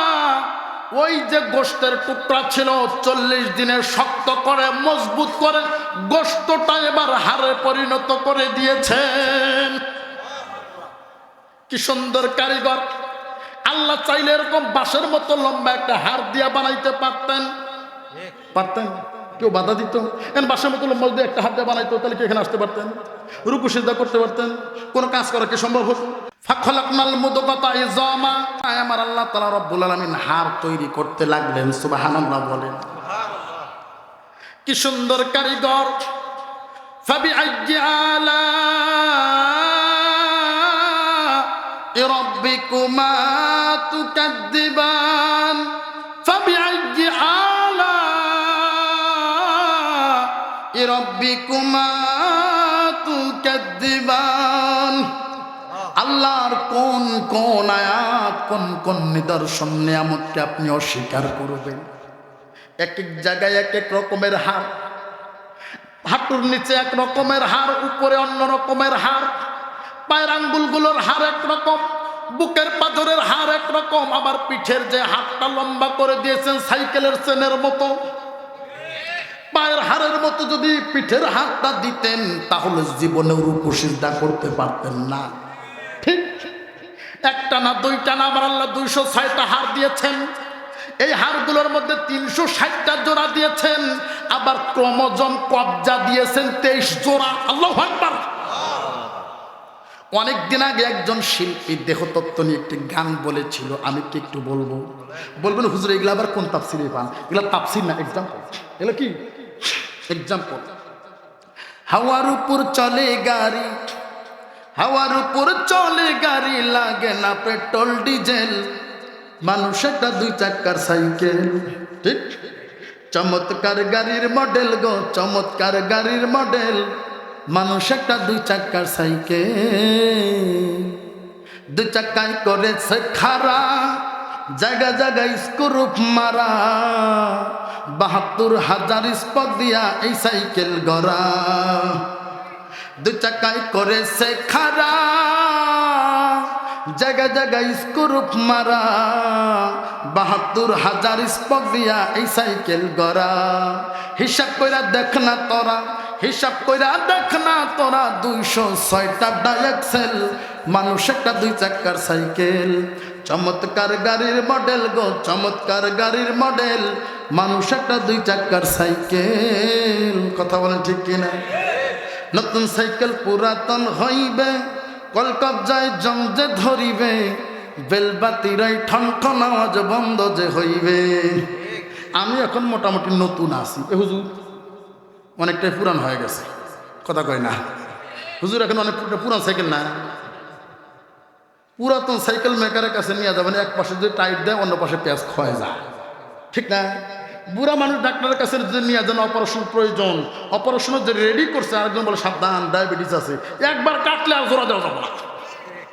ঠিক, নতুন সাইকেল পুরাতন হইবে, কলকবজায় জং যে ধরিবে, বেলবাতিরাই ঠন ঠন আওয়াজ বন্ধ যে হইবে। এক কদম আগে না বাড়বে, এক কদম আগে না বাড়বে, যতই না ঘুরাও হ্যান্ডেল, মানুষ একটা 2 চাকার সাইকেল। চমৎকার গাড়ির মডেল গো, চমৎকার গাড়ির মডেল, মানুষ একটা 2 চাকার সাইকেল। কথা বলেন ঠিক কিনা? 120 থেকে 160, এই 40টা দিন আমার আল্লাহ আদর করে যত্ন করে, যেখানে যেরকম হার দেওয়া লাগবে ওই রকম হার দিয়ে একটা খাঁচা বানাইলেন। বয়স এখন কতদিন আমাদের? 160 দিন। আমরা এখন কোথায়? মায়ের গর্ভে। আমরা এখন কোথায়? কষ্ট হচ্ছে আপনাদের? মনোযোগী হন, কান লাগান আমার দিকে। আল্লাহ তাআলা রব্বুল আলামিন যদি চাইতেন খাঁচা আকারে বের করে দিতে পারতেন কি পারতেন না? যদি খাঁচা আকারে আমাদেরকে বের করে দিতেন, মানুষকে আর মানুষের মতো দেখা যেত না। আল্লাহ বলতেই পারতেন না, লাকাদ খালাকনাল ইনসানা ফি আহসানি তাকওয়িম। মানুষের মতো মনে হতো না, সুন্দর দেখা যেত না। এজন্য আল্লাহ তাআলা রব্বুল আলামিন বড় আদর করে, বড় আদর করে, ফাকাসাউনাল ইযামা লাহমা, ফাকাসাউনাল ইযামা লাহমা, আমার আল্লাহ চতুর্দিক থেকে গোশত দেওয়া শুরু করলেন। এক এক করে গোশত দিলেন 40 দিন। কয় দিন? শুধু গোশতই দিলেন না, শুধু গোশতই দিলেন না, উপরে সুন্দর চামড়ার প্রলেপ দিলা সুন্দর আকৃতি দান করেছে। আমার আল্লাহ কি সুন্দর কারিগর! ফাবিআইয়ি আলা'i রাব্বিকুমা তুকাদ্দিবান। আমার আল্লাহ এক রকমের চামড়া সারানো শরীর দেন নাই, এক এক জায়গায় এক এক রকমের চামড়া। সুবহানাল্লাহ। পায়ের তালুর চামড়া একরকম, উপরের চামড়া আবার ভিন্ন রকম, ঠিক নয় কি? আপনার বয়স কত? হুজুর কি বিপদে বসছেন নাকি আমার পাশে বসে? 60 বছর বয়স। ধরি উনি 2 বছর বয়সে হাঁটা শিখছে, তাহলে 60 থেকে 2 বাদ দিলে 58 বছর। 58 বছর ধরে উনি হাঁটে। এখন বলেন ওনার পায়ের নিচে কতটুকু ক্ষয় হয়েছে? উনি যদি আরো 58 বছর হাঁটে, বিন্দু পরিমাণে কি ক্ষয় হবে? ফাবিআইয়ি আলা'i রাব্বিকুমা তুকাদ্দিবান। নিয়ামতকে অস্বীকার করবা। পায়ের নিচে দিলেন এক রকমের চামড়া, যত হাঁটবেন তত শক্ত হয়। পায়ের উপরে দিলেন আবার নরম, তুলতেলে ওটার চাইতে নরম। একবার কল্পনা করেন 5টা মিনিটের জন্য যদি উপরের চামড়াটা নিচে দেওয়া হয়, হাঁটা কি সম্ভব? সম্ভব? এরপরেও আপনার আল্লাহর শুকরিয়া আদায় করবেন না, এরপরেও আল্লাহর গোলামি করবেন না। পায়ের নিচে একরকম, উপরে অন্যরকম। বুকের চামড়া একরকম, আবার পিঠের চামড়া হলো শক্ত ভিন্ন রকম, ঠিক না? পুরা বডি বাদ দেন, এই যে সুন্দর চেহারা মোবারক দেখেন, এই চেহারার মধ্যে আমার আল্লাহ কয়েক রকমের চামড়া দিয়েছেন। সুবহানাল্লাহ। এই যে কপালের চামড়াটা শক্ত, টানলেও ধরা যায় না, ঠিক? আবার গালের চামড়া কত সুন্দর, তুলতুলে নরম। সুবহানাল্লাহ বলেন। এর জন্য ছোট্ট বাচ্চাদের কপাল ধরে নয়, গাল ধরে আদর করতে হয়। আমি কি আরেকটু ভেতরে যাব? বলবো কি গোপন কথা আরেকটু? হ্যাঁ, বিবিদেরকে আদর করতে হয় গালের 2 পাশে গোস্ত ধইরা। আরেকটু যাব কি? মুসনাদে আহমদের হাদিস, আম্মাজান আয়েশা সিদ্দিকা রাদিয়াল্লাহু তাআলা আনহা বলেন, আমি ছোট মানুষ যখন রাগ করতাম, আমার রাসূল এসে আমার গালের 2 পাশে ধরে আদর করতেন, কাতুকুতু দিতেন, যতক্ষণ না আমি আয়েশা হাসতাম। আল্লাহু আকবার। এর জন্য আদর করবেন বিবির গাল, আবার অন্য কোনো মেয়ের না, ওটা হারাম। ওটা কি? তাহলে যেহেতু একটা বললাম, কোন জায়গায় করা যাবে না এটা কি বলা যান? বললে তো অনেকের আবার কাজা আদায় করা লাগবে। বলবো কি? এই যে আমাদের চাপা আছে না নিচে, যে কথা বলি চাপা, হ্যাঁ, চাপার যে হাড্ডি আছে না, এটাকে বলা হয় লিহিয়া। দাড়ির আরবি হলো লিহিয়াতুন। ঠিক আছে তো? দাড়ির আরবি কি? লিহিয়াতুন। এই মূলত লিহিয়া হলো এই চাপার হাড্ডিটা, মূলত লিহিয়া হলো কি? এই চাপার হাড্ডিটা। এই হাড্ডির মধ্যে যতটুকু থাকবে ততটুকু দাড়ি, হাড্ডির বাইরে যারা থাকবে ওটা দাড়ি না। যেমন এই যে আমার নিচে আছে, এটা দাড়ি না। গালে যদি অনেকের হয় না, এটা কি? দাড়ি না, এগুলো কাটতে পারেন। এই লিহিয়া, এই হাড্ডি, আল্লাহ রাসূল স্ত্রীদের এই লিহিয়া হাড্ডিতে আদর করতে নিষেধ করছে। এই তথ্যটি পাবেন মুসান্নাফে ইবনে আবি শায়বাতে। এটাও আম্মাজান আয়েশা থেকে বর্ণিত। তিনি বলেন, কোনদিন আমার রাসূল সাল্লাল্লাহু আলাইহি ওয়াসাল্লাম লিহিয়া, এই হাড়ের জায়গায় কোনদিন আদরই করতেন না। আল্লাহু আকবার। আমি আর ওইদিকে যাচ্ছি না, তাহলে অনেকের কাজ আদায় করা লাগবে। বিষয় যেহেতু দিচ্ছেন, বিষয়ের বাইরে তো আর যাওয়া যায় না, ঠিক নয় কি? আর একটু লক্ষ্য করেন, এই যে আমাদের নাক দেখেন কেমন, এটার চামড়াগুলো একটু শক্ত, নাকের নিচে আছে গোলাপের পাপড়ির মতো ঠোঁট, আছে না নাই? এটার আবার কত সুন্দর নরম তুলতুলে করে দিয়েছেন আমার আল্লাহ। ঠোঁটের কথা কি একটু বলবো? 2 ঠোঁট 2 রকম, যথেষ্ট ডিফারেন্ট আছে, ঠিক না? যথেষ্ট ডিফারেন্ট আছে। যারা বিয়ে করেছ মনোযোগ দিয়ে শোনো, স্ত্রীকে আদর করতে হয় নিচের ঠোঁটে। এটাও মুসান্নাফে ইবনে আবি শায়বার হাদিস। আল্লাহু আকবার বলেন। আম্মা জান আয়েশা সিদ্দিকা রাদিয়াল্লাহু তাআলা আনহা বলেন, আমি যেই পাত্রে পানি পান করতাম, যেই জায়গায় আমি ঠোঁট লাগাইতাম, আমার রাসূল ঠিক একই জায়গায় ঠোঁট রেখে তিনিও পানি পান করতেন। আর আমরা একই জায়গায় ঠোঁট লাগানো তো দূরের কথা, স্ত্রী রেখে দেওয়া পানি করি না। মহব্বত হবে কোত্থেকে? এজন্য তো স্বামী স্ত্রীর মধ্যে মহব্বত নাই, একজন আরেকজনের দেখতেও পারে না, ঠিক নয় কি? আল্লাহ তাআলা রব্বুল আলামিন কত সুন্দর করে আমাদেরকে বানালেন, চামড়া দিয়ে সাজালেন। বর্তমান চিকিৎসা বিজ্ঞানীরা তারা ইথার যন্ত্র এবং মাইক্রোস্কোপ যন্ত্র দিয়ে পরীক্ষা করে রিপোর্ট পেশ করেছে, রূহটা সঞ্চার করার সাথে সাথে মায়ের গর্ভে থাকা সন্তানের হৃৎপিণ্ডটা মিনিটে ৬২ বার কম্পন করে। কতবার? শুধু কম্পন করে তাই নয়, ওই হৃৎপিণ্ডে একটা আওয়াজ হয় না? যে কারো বুকে হাত রেখে দেখবেন আওয়াজ হয়, হয় না? কি আওয়াজ হয়? দিক দিক, ঠিক ঠিক, এটাই তো। হ্যাঁ, এখানে তথ্য আছে, দলিলের গাঁটটি নিয়ে আসছে, অপেক্ষা করে। ইথার যন্ত্র দিয়া বিজ্ঞানীরা সেই আওয়াজটা রেকর্ড করেছে। তারা বলেছে মায়ের গর্ভে থাকা শিশুর হৃৎপিণ্ডে যেই আওয়াজটা বের হয় এটা হলো লাভ ডাব, লাভ ডাব। আমি বলি হয় বিজ্ঞানীর মেশিন নষ্ট, নইলে বিজ্ঞানীর কানের সমস্যা, না হয় সবই ঠিক আছে, ও রিপোর্ট ভুল দিছে। সবই ঠিক আছে। আপনারা বলবেন হুজুর বিজ্ঞানীর রিপোর্ট ভুল, আপনি আবার কেমনে বুঝলেন? আমি বুঝি না। ওই মায়ের গর্ভে থাকা ছোট্ট শিশুর হৃৎপিণ্ডে যে আওয়াজটা হয়, এই আওয়াজ বিজ্ঞানীরা কিছুদিন আগে বের করেছে, আর আমার আল্লাহ 1500 বছর আগে কোরআনে উল্লেখ করেছে। আল্লাহু আকবার। হৃৎপিণ্ডে যে আওয়াজটা হয় ওই আওয়াজ আর কিছু না, ওটা হলো রব রব রব বলি। আল্লাহু আকবার। বলবেন হুজুরের দলিল কি? দরকার আছে না? আছে। আল্লাহ তাআলা রব্বুল আলামিন আদমকে সৃষ্টির হাজার হাজার বছর আগে রূহগুলোকে সৃষ্টি করেছেন। সেই রূহগুলোকে একটা জগতের মধ্যে রেখে দিয়েছিলেন, যেই জগৎটার নাম হলো আলমে আরওয়াহ।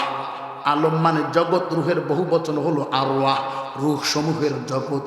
ওই জগতে আমরা সবাই ছিলাম। এখন পর্যন্ত যারা আসে নাই তাদের রূহগুলো ওখানেই আছে, তাদের রূহগুলো ওখানেই আছে। অনেকে বলে আমরা ছোটবেলায় কিছুই বুঝতাম না, আর এখনকার বাচ্চারা কত পাকনা, ঠিক না? আমরা কিছুই বুঝতাম না, এখনকার বাচ্চারা কত পাকনা। এর কারণটা হলো ওর বডিটা পরে আসলে, রূহ তোর পরে আসে নাই, রূহ একসাথে জন্ম হয়েছে। ঠিক একদিনে একসাথে জন্ম হয়েছে। তাইলে আপনার বডির দিক থেকে বয়স কম হলে রূহের দিক থেকে আপনার নাতির বয়স কম না, সমান। স্যার ঠিক আছে তো? স্যার আমার পাশে আলহামদুলিল্লাহ। না, কোনো মতামত নেই এ ব্যাপারে। আল্লাহ রসুল ডিরেক্টলি বলেছেন ফি বাতনি উম্মিহা আরবাঈনা ইয়াওমা, প্রত্যেকটা স্টেপ 40 দিন। এ ব্যাপারে কোনো মতামত নেই। একটু আমার দিকে কান দেন। সমস্ত রূহগুলোকে ওই জগতের মধ্যে আল্লাহ রেখে দিয়েছিলেন। একদিন তিনি কনফারেন্স করলেন, সেমিনার করলেন, সমাবেশ করলেন, সমস্ত রূহগুলোকে একত্রিত করে আল্লাহ তাআলা রব্বুল আলামিন সেই দিন প্রথম পরিচিত হলেন। তার গুণবাচক 99টা নাম আছে, ইসমে জাত আছে। তিনি আল্লাহ শব্দে পরিচিত হন নাই। রহিম, রহমান, গফুর, গফফার, জলিল, জলিল, কাদির, এগুলোর নামে তিনি পরিচিত হন নাই। রূহগুলোর সাথে তিনি প্রথম পরিচয় দিয়ে বললেন আলাস্তু বিরব্বিকুম, আমি কি তোমাদের রব নই? কি বললেন? অন্য কোন নাম দিয়ে নয়। সমস্ত রূহ জগৎটা নীরব নিস্তব্ধ হয়ে গেছে, কোনো আওয়াজ নাই। সর্বপ্রথম একটি রূহ বলে উঠলেন বালা। ওলামায়ে কেরাম আছেন, বলেন তো দেখি সেই রূহটা কার রূহ? কার রূহ? মুহাম্মদ সাল্লাল্লাহু, আল্লাহু আকবার বলবেন না? এজন্য আল্লাহর রাসূলকে বলা হয় রুহানি পিতা। কি বলা হয়? বুঝো ঠিক আছে তো? বলিলে ধরা দেবেন। পেছনে বড় বড় আলেম, তো কথা বললে আমার হিসাব করে বলা লাগতেছে, তাই না? পেছনে যদি যে মোটর সাইকেল চালায়, পেছনে যদি ড্রাইভার আরেকজন থাকে, একটু এদিক ওদিক হলে কথা কয় না। তার মানে সামনে ড্রাইভারকে শক্তভাবে থাকতে হয়। আসলেই এতগুলো আলেমের মাঝে আমাকে খুব ছোট এবং বেমানান মনে হচ্ছে। এতগুলো আলেম নিচে বসে আছে, পিছনে বসে আছে, মোহতারাম প্রিন্সিপাল হুজুর বসা, এই যে হুজুরের ছাত্রও আমার সাথে বড় হয়ে গেছে, এই যে বসা আর এক স্যার বসা, সব বড় বড়। তবে মাঝে মধ্যে সামনে বসার চাইতে পেছনে বসলে সম্মান বাড়ে, ঠিক না? বাড়ে না? যেমন মনে করেন রিক্সা চালক, রিক্সা চালক যে রিক্সা চালায়, মনে করেন ওই রিক্সা চালক আমাদের প্রিন্সিপাল হুজুরেরই ছাত্র। এখন রিক্সা চালক দেখলো, হায় হায়, এই প্রিন্সিপাল আমারই স্যার, আমারই ওস্তাদ, তিনি পেছনে থাকবেন আর আমি সামনে, এটা কি হয়? এটা কি হয়? তো বলতেছে হুজুর আমি আপনারই ছাত্র, আমি আপনাকে আমার মা বাবার চাইতেও বেশি মহব্বত করি, আপনি পেছনে আছেন, আমার সামনে বসতে খুব কষ্ট হচ্ছে, লজ্জা পাচ্ছি, অর্থাৎ আপনি সামনে আসেন, আমি পেছনে যাই। আচ্ছা এটা যদি বলে, এটা যদি বলে আর হুজুরের মেজাজ যদি আমার মতো হয়, তো কথা বলার আগে চর একটা মারবে, কথা কয় না? ফাজিল কথা কার? আমি এই জায়গায় ভালো আছি, এই জায়গায় সম্মান আছে, ওইটা তোর জায়গা। ওইটা আজকে যারা স্টেজে আছে, আপনারাও নিচে যারা আছেন, আপনারা আমার মাথার তাজ। আমি আজকে রিক্সা চালক আর সবাই প্যাসেঞ্জার, ঠিক? অতএব রিক্সায় কি এদিক ওদিক হয়ে যেন পাগারে না পড়ে, লাইনটা যেন ঠিক থাকে, ঠিক নয় কি? পাগারে গেলেই জাহান্নাম, লাইন ঠিক সোজা থাকলেই জান্নাত। আল্লাহু আকবার। সর্বপ্রথম যে রূহটা কথা বললেন, জবাব দিলেন, বালা বললেন, সেই রূহটা হলো মুহাম্মদ সাল্লাল্লাহু আলাইহি ওয়াসাল্লাম। তিনি বলার সাথে সাথেই সমস্ত রূহ বলে উঠলেন ক্বালু বালা, সবাই বলেছি আল্লাহ আমার রব। তাহলে রূহদের সাথে আল্লাহর প্রথম যেই শব্দ দিয়া পরিচিত হয়েছে সেটার নাম কি? সেই রূহটা রব জপতেই আছে এখনো আলমে আরওয়াতে রব জপতেই আছে। মায়ের গর্ভে দেওয়ার সাথে সাথে তখনও রূহটা জপে রব রব রব বলি আল্লাহু আকবার। বুঝো ঠিক আছে তো? হ্যাঁ, ঠিক থাকবে না মানে? আরেকটু সামনে আগাবো। আল্লাহ তাআলা রাব্বুল আলামিন রূহটা সঞ্চার করে দেওয়ার পর, সন্তান গর্ভে আসার পর মা যত কথা বলে সন্তান সব কিছুই শুনতে পারে। এজন্য আগের যুগের মায়েরা গর্ভবতী হলে লজ্জায় বাইরে বের হতো না। তারা কোরআন পড়তো, তাসবিহ পড়তো, জিকির করতো, নামাজ পড়তো, ঠিক? এজন্য ভিতরে থাকা গর্ভে থাকা সন্তান তার উপরে কোরআনের আছর করতো, কোরআনের নূর দিয়া নূরান্বিত হতো। আর বর্তমান মায়েরা কোরআন হাদিস পর্দা তো করেই না। কোরআন হাদিস তো দূরের কথা, সারাদিন মোবাইল আর টেলিভিশন, ঠিক? এজন্য বর্তমান সন্তানদের মায়েদের গর্ভ থেকে এখন আর আবু হানিফা রাহিমাহুল্লাহ, খাজা মাইনুদ্দিন চিশতি, শাহজালাল, শাহপরানদের মতো ওলিয়া উলিয়া এখন আর জন্মগ্রহণ করে না। এখন জন্মগ্রহণ করে ডক্টর জাফর ইকবালের মতো বানরের বাচ্চা। এর জন্য তাদের কোরআন ভালোই লাগে না। ও গর্বেই কোরআন শোনে নাই, দুনিয়াতে ভালো লাগবে কোত্থেকে? ঠিক? এর জন্য মা বোনদের বলি, যাদের বিয়ে হয়েছে, যারা এখনো বিবাহিত হন নাই, যারা প্রেগনেন্ট আছেন, গর্ভে সন্তান আসলে বেশি বেশি কোরআন পড়বেন। আমার আল্লাহ কোরআনের নূর দিয়া ওই রূহটাকে, বডিটাকে নূরান্বিত করে দেয়। আরেকটি সুন্দর কথা বলে আপনাদের বুঝতে সহজ হবে, যেহেতু পয়েন্টটা আসছে। ওই ঝিনুকের কথা মনে আছে? মনে আছে? ঝিনুকের গর্ভে পানি যাওয়ার সাথে সাথেই মুখ বন্ধ, ঝিনুকটার সাথে সাথে একেবারে পানির গভীরে যায়, পর্দার অন্তরালে চলে যায়। এই জন্য ওই জায়গায় মুক্তা তৈরি হয়। অসংখ্য ঝিনুক সমুদ্রের পাড়ে পড়ে আছে। 2-4 ট্রাক ঝিনুক যদি একত্রিত করে ভাঙ্গেন, একটা মুক্তা পাওয়া যাবে? কেন পাওয়া যাবে না? ও তো আর পর্দায় ছিল না। ঠিক আছে কথা? আল্লাহ বলেন অপরনা ফি বুয়ুতিকুন্না ওয়ালা তাবাররাজনা তাবাররুজাল জাহিলিয়াতিল উলা। অকরনা ফি বুয়ুতিকুন্না, তোমরা তোমাদের ঘরে থাকো। তোমাদের ঘরে? কার ঘরে? তোমরা তোমাদের ঘরে থাকো। জাহিলি যুগে নারীদের মতো বেপরদা বের হইও না বলেছেন কে? কে বলেছেন? অতএব এটা যারা মানে না, যেটা করে না, যারা অস্বীকার করে, যারা আমল করে না, তারা হলো ফাসেক, পাপাচার, গুনাহগার। আর যারা অস্বীকার করে ওরা ডাইরেক্ট কাফের। ঠিক? এখন রাস্তাঘাটে হাঁটাই যায় না, মার্কেটেও যাওয়া যায় না নারীদের জ্বালায়। ঠিক? আমরা মাঝে মধ্যে এমন বেকায়দায় পড়ি, নিচের দিকে তাকাবো কোত্থেকে, নিচের দিকে তাকায় যদি হাঁটতে যাই, আমার এই ধাক্কা মাইরা বলবে, হুজুর চোখে দেখেন না, কথা কয় না, ধাক্কা দিছে, ধাক্কা দিছে। আমরা এমন একটা বিপদে পড়ি কিনা, কুকুরের যেমন প্রসাদ দেখতে হয় না, আপনার সামনে যায় জোর করেই দেখাবে, বেটা দেখবি না কেন? ঠিক? এখন কিছু মহিলারা কুকুরের চাইতেও নিকৃষ্ট হয়ে গেছে। তো লজ্জাস্থান বের করলেই যদি সভ্য হওয়া যায়, লজ্জাস্থান বের করলে যদি সুশীল হওয়া যায়, লজ্জাস্থান বের করলে যদি উচ্চ শিক্ষিত ভদ্র সমাজের হয়, তো কুত্তার কি দোষ করছে? ঠিক নয় কি? আবার একটু বেকায়দা হলে দোষ আমাদের, দোষ কাদের? আমরা একটু ইফটিজিল করি, দোষ সব ছেলেদের, ওদের কোনো দোষই নাই। সম্ভবত 2016 সালে কথাই, এটা রেকর্ড হলে বিপদ আছে, খাদ্যমন্ত্রী শুনলে বিপদ হবে। আমার ভাইয়ের আপন খালাতো ভাই, ও বিমান বাহিনীর চাকরি করে, ক্যান্টনমেন্টে থাকে, বেড়াইতে গেলাম।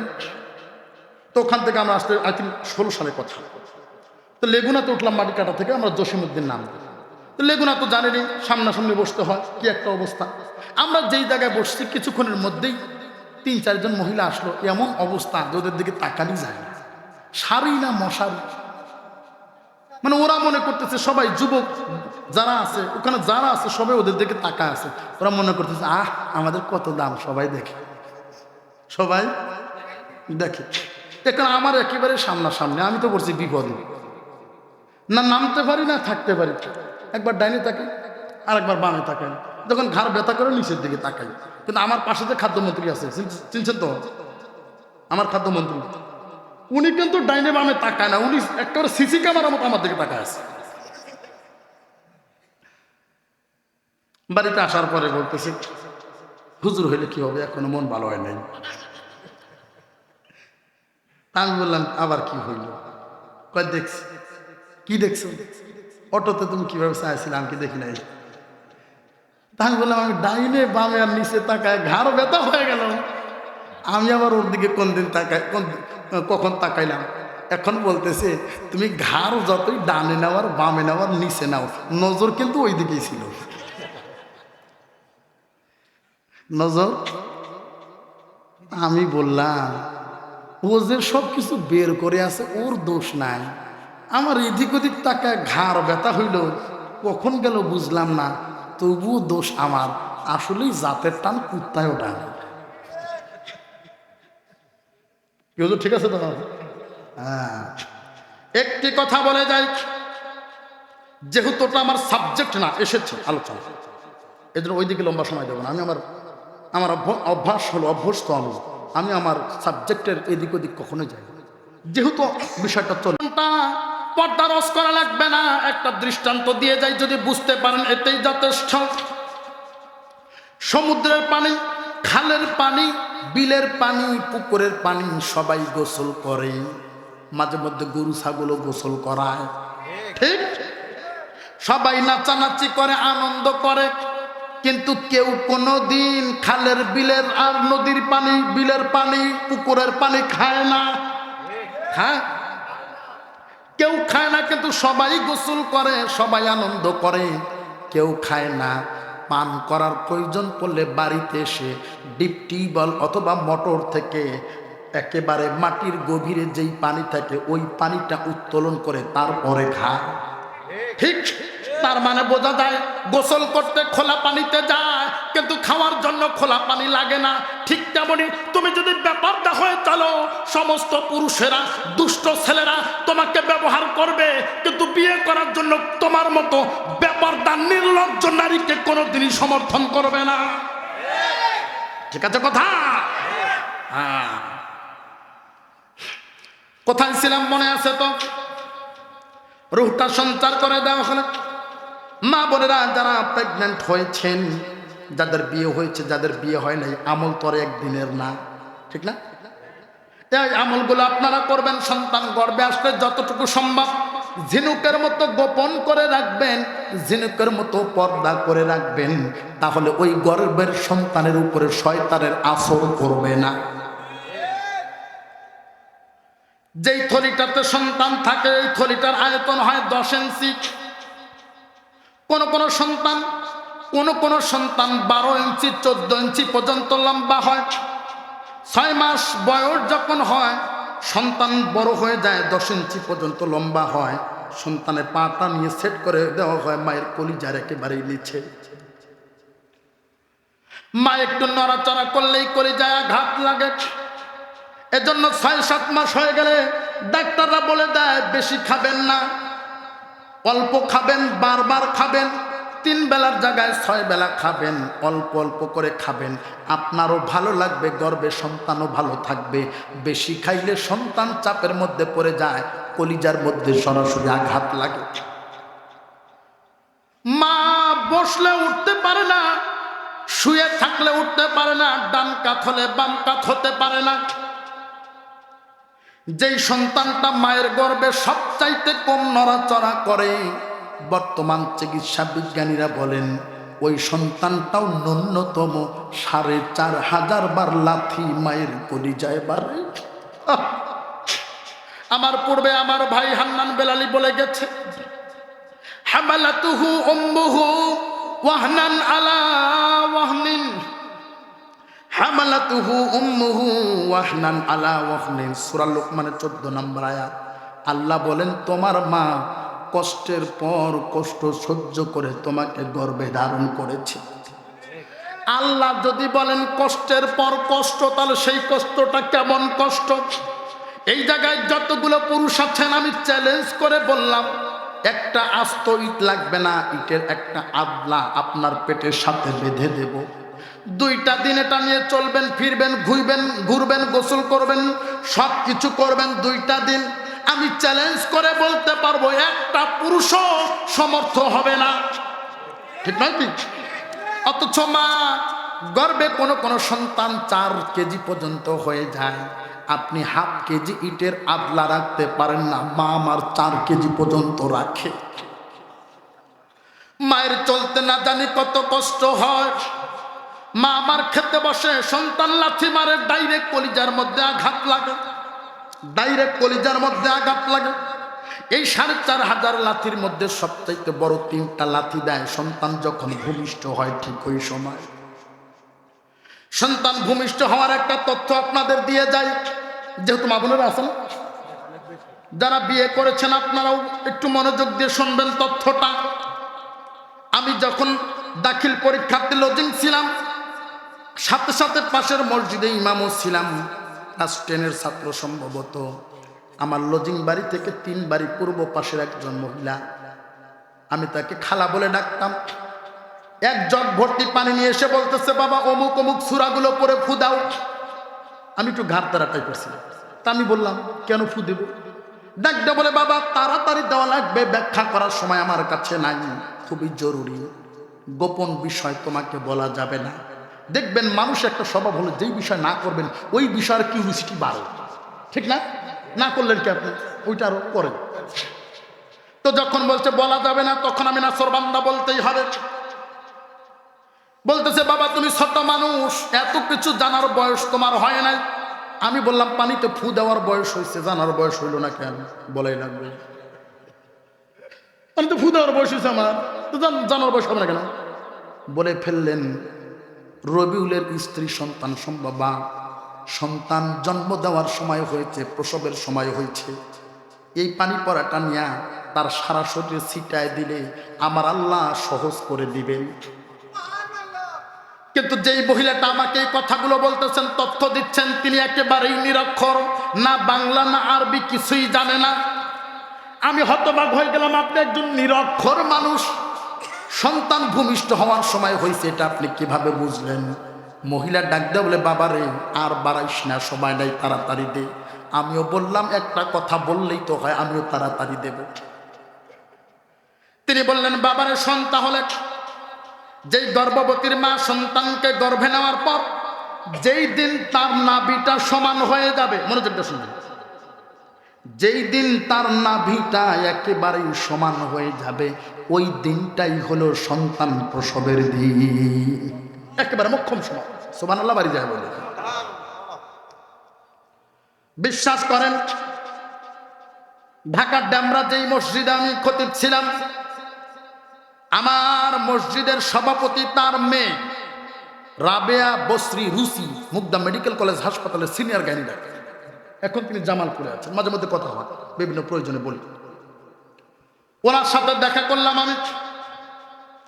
তারপরে যখন এই ঘটনাটা আমি খুলে বললাম, উনি হতবাক হয়ে গেলেন। বললেন, এত পড়াশোনার করার পর MBBS হওয়ার পর এই তথ্যটা আমরা পাইলাম। সাধারণ একজন গ্রামের মহিলা এই তথ্য কেমনে পাইল? আল্লাহু আকবার। এর জন্য কিছু মানুষের কাছ থেকে পছন্দই হয় না, অথচ হঠাৎ করে এমন একটা কথা বলে ফেলে যেটা বহু দামি, হয় না? সন্তান ভূমিষ্ঠের সময় যখন হয়, মা আমার সবার কাছ থেকে বিদায় নেয়, সবার কাছ থেকে বিদায় নেয়, ভাই বোন বন্ধু বান্ধব আত্মীয় স্বজন সবার কাছ থেকে বিদায় নেয়, কিন্তু কোনো গর্ভবতী মেয়ে কোনোদিন মা বাবার কাছ থেকে বিদায় নেয় না। আমার তিনটা বোন, তিনটা বোনেরই সন্তান আছে। মেজ বোনটার নাম সোনাভান। তার যখন প্রথম সন্তান হবে আমার কাছে দোয়া চায়। আমি বললাম, কলিজার টুকরা বোন, সবার কাছে দোয়া চাইলা, যার দোয়া সবচাইতে বেশি কবুল হয় তার কাছে কেন চাও না? ছোট বোন আমার চোখের পানি ছেড়ে দিয়ে কেঁদে দিল। ডাকটা বলে, ভাই, যেই দিন আমার বিয়ে হয় 2টা গরু জবাই করে গ্রামের মানুষদেরকে খাওয়ানো হয়, আত্মীয় স্বজনগুলো আনন্দ করে খেয়েছে, আমি দেখেছি ওই দিন সারাদিন আমার মা এক ফোঁটা পানিও মুখে দেয় নাই। আমার বাবা এক ফোঁটা পানিও মুখে দেয় নাই। মাঝে মধ্যে তিনি আমাকে দেখতে আসতেন, আর আমি তাকায় দেখতাম বাবার চোখ দিয়ে পানি টলমল টলমল করতেছে। আমাকে যখন বিদায় দিল, ভাইরা আমার এখনো মনে আছে, বাবা আমার অজ্ঞান হয়ে পড়ে গেছিল, ঘর পর্যন্ত যেতে পারে নাই। এমন ঘটনা ঘটে কি ঘটে না? মেয়ে যদি হাজারো কষ্টে স্বামীর বাড়ি থাকে, কোনোদিন মা বাবাকে ফোন করে বলে না, না খেয়ে থাকলেও বলে না বাবা আজকে আমি না খেয়ে আছি, কোনোদিন বলে না। কলিজার টুকরা বোন বলতেছে, ভাই আমার, আমি যদি মা বাবার কাছ থেকে বিদায় নেই, আমার সন্তান প্রসব হওয়ার আগেই আমার মা বাবা হার্ট অ্যাটাক করে মারা যাবে। কোনোদিন বিদায় নেয় না যারা মায়ের আছে, এই জায়গায় বাবারাও আছে। যখন বিশেষ ঘরে নেওয়া হয়, তার পূর্বে এখন তো প্রেগন্যান্সি প্রোফাইল করা হয়, টেস্ট করা হয়, তাই না? প্রেগন্যান্সি প্রোফাইল করা হয়। যারা বোঝেন বা দেখেছেন, আমি যেহেতু পল্লী চিকিৎসকের কোর্স কমপ্লিট করেছি, মোটামুটি একটা আইডিয়া আছে। প্রেগন্যান্সি প্রোফাইলটা হাতে নিয়ে দেখবেন, অথবা ওই জায়গায় বসে দেখবেন, সন্তানে পা 2টা থাকে উপর দিকে, মাথা থাকে নিচের দিকে, ঠিক? যখন বিশেষ ঘরে নেওয়া হয়, সন্তান পা 2টো গুটাইয়া এত জোরে লাথি দেয়, যে ডিম্বের ভিতরে সন্তান থাকে, ওই ডিম্বটা থাকে পানি দিয়া পরিপূর্ণ, সন্তান পানির মধ্যে থাকে। এজন্য কোনো মায়ের গর্ভে পানি যদি শুকিয়ে যায়, ওই সন্তানকে বাঁচানো বড় কষ্ট হয়, ঠিক? আজকে ওপেন হার্ট সার্জারি করে দেবেন সব।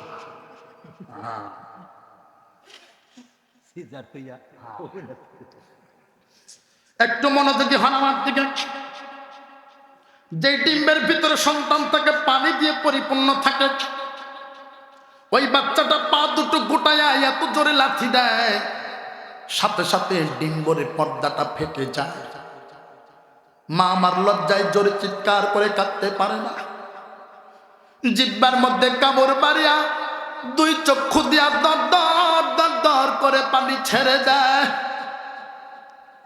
তার দেহে থাকা যত পানি ছিল, পিছলা পানি, সমস্ত পানিগুলো লজ্জার স্থান থেকে দিয়ে বের হয়ে যায়।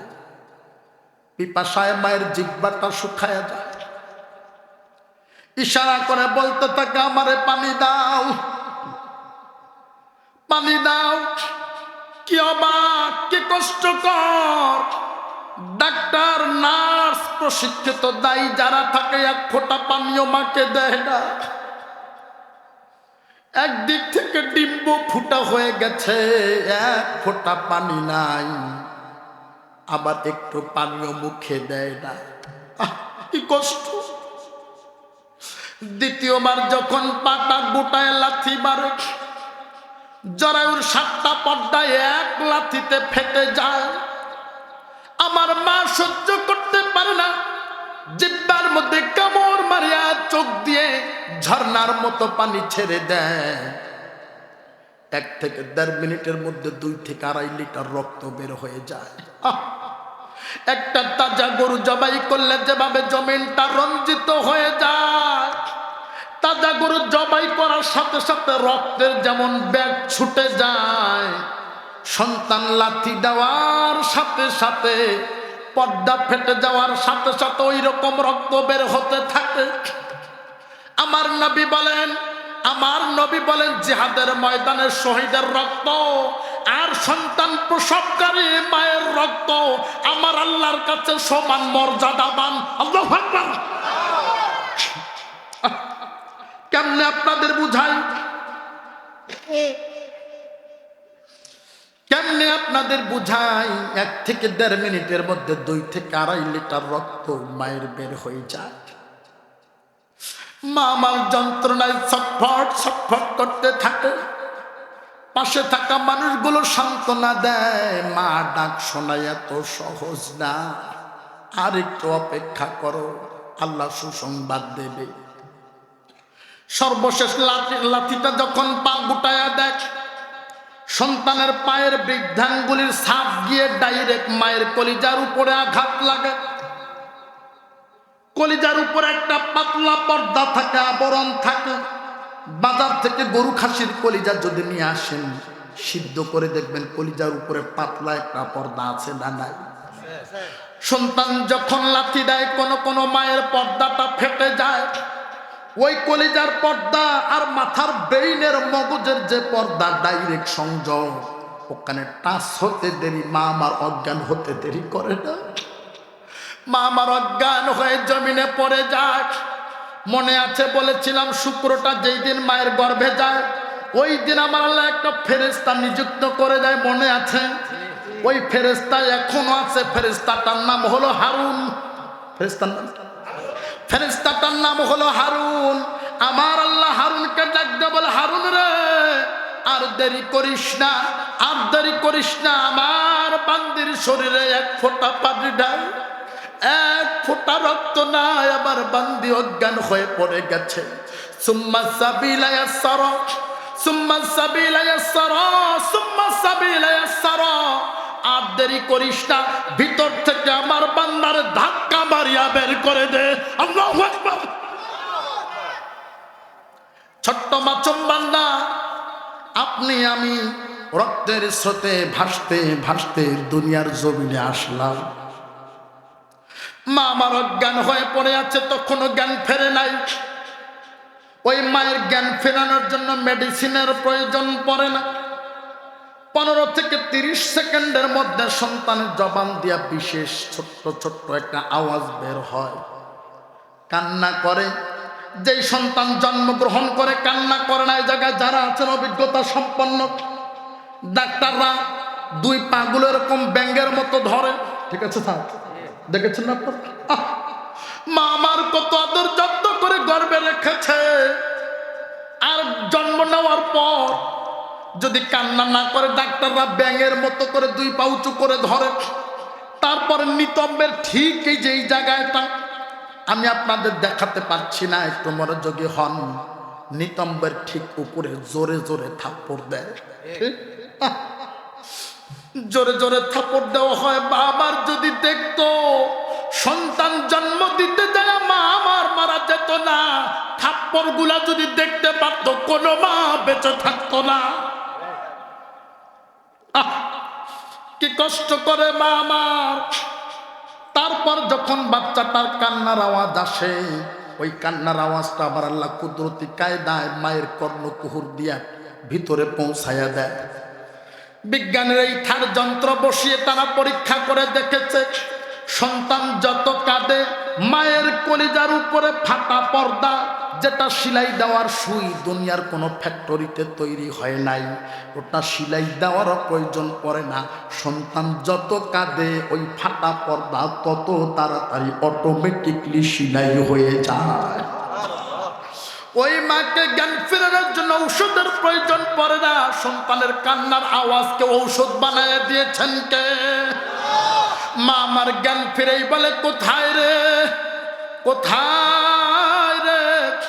আমার কলিজার টুকরা সন্তান কোথায়? তাড়াতাড়ি আমার বুকে আইনা দে। এই সন্তানের জন্য এতদিন আমি কষ্ট করেছি, এতদিন এই সন্তানের জন্য কষ্ট করেছি, শরীরের সমস্ত রক্তগুলো প্রবাহিত করে দিয়েছি। সন্তানকে কোলে নিয়ে আই, অভাগা মা আমার সারা শরীরে চুমো দেয়।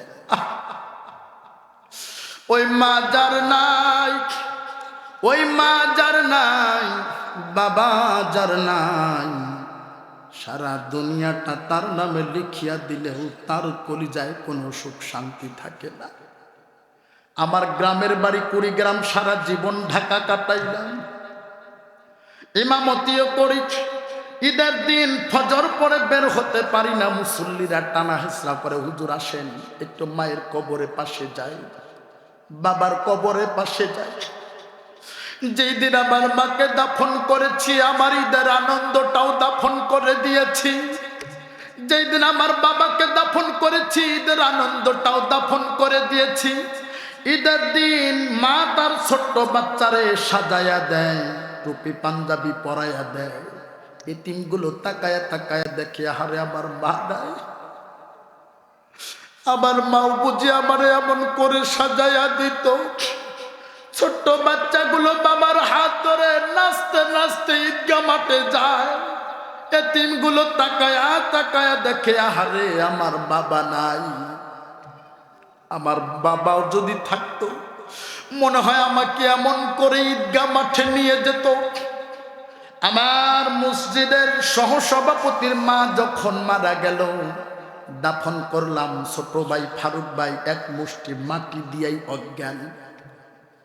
পাশেই পুকুরে নিয়ে পানি ঢেলে তাকে সুস্থ করা হলো। ডাকদা বলে, ভাই আমার, হুজুর আমি যখন আমার মায়ের কবরে মাটি দিয়েছি, বিশ্বাস করেন মাটিটা আমার বুকটা ভারিয়া কলিজাটা ছিঁড়া ছিঁড়া যেন মায়ের কবরে দিয়েছি।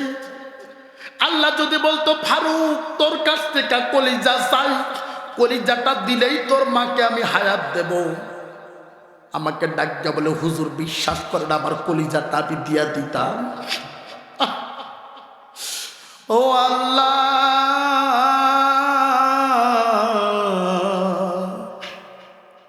ও আল্লাহ,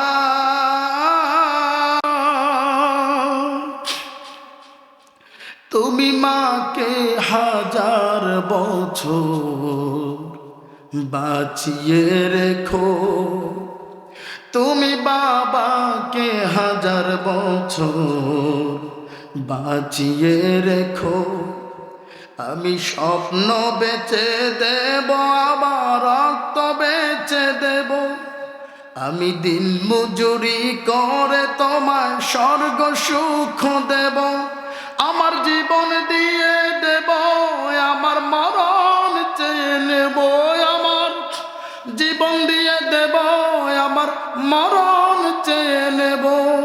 ও আল্লাহ,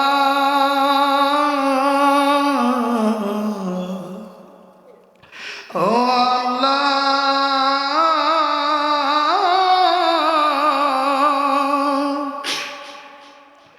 মাগো তুমি সারা জনম ধরে তোমার জীবন বিলিয়ে দিলে শুধু আমার তরে। বাবা তুমি শত কষ্ট করে তোমার দুঃখ ভুলে গেছো আমার সুখের তরে। আমার জীবন দিয়ে দেব, আমার মরণ চেয়ে নেব, আমার জীবন দিয়ে দেব, আমার মরণ চেয়ে নেব। ও আল্লাহ, ও আল্লাহ,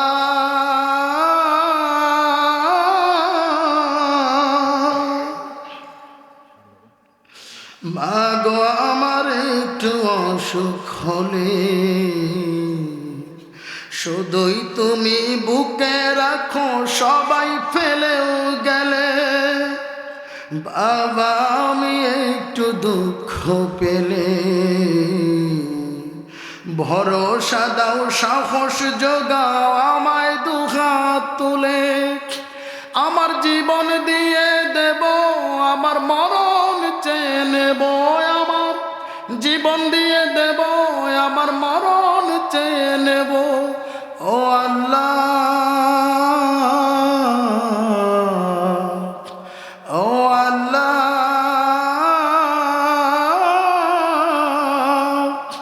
তুমি মাকে 1000 বছর বাঁচিয়ে রেখো, তুমি বাবাকে 1000 বছর বাঁচিয়ে রেখো। আমি স্বপ্ন বেচে দেব, আবার রক্ত বেচে দেব, আমি দিন মজুরি করে তোমার স্বর্গ সুখ দেব, আমার জীবন দিয়ে দেব, আমার মরণ চেয়ে নেব, আমার জীবন দিয়ে দেব, আমার মরণ চেয়ে নেব। ও আল্লাহ,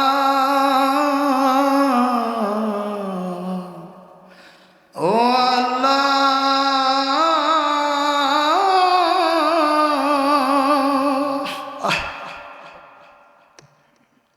যার মা নাই বিশ্বাস করেন তার মতো দুঃখী হতভাগার কেউ নাই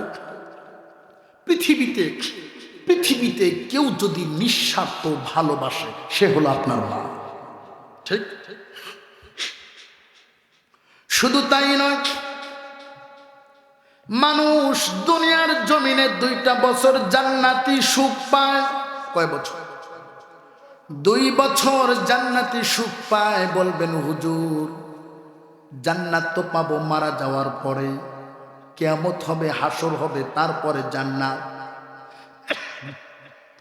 দুনিয়ার জমিনে আবার জান্নাতি সুখ কবে পাইলাম? জান্নাতে যেমন কোনো কিছু চাওয়ার প্রয়োজন পড়বে না, আপনি ইচ্ছা করলেই সামনে হাজির, ঠিক? ঠিক তেমনি আমরা যখন মায়ের কোলে 2টা বছর ছিলাম, 2টা বছর দুধ পান করেছি, আমরা চাইতে পারি নাই, বলতে পারি না আমার ক্ষুধা লেগেছে, সামান্য একটু কান্নার আওয়াজ দিয়েছি, মা আমার বুঝতে পেরেছে কলিজার টুকরা সন্তান ক্ষুধার্ত, চাওয়া লাগে নাই, সাথে সাথে স্তনের বোটাটা আমার মুখে দিয়েছে। আল্লাহু আকবার।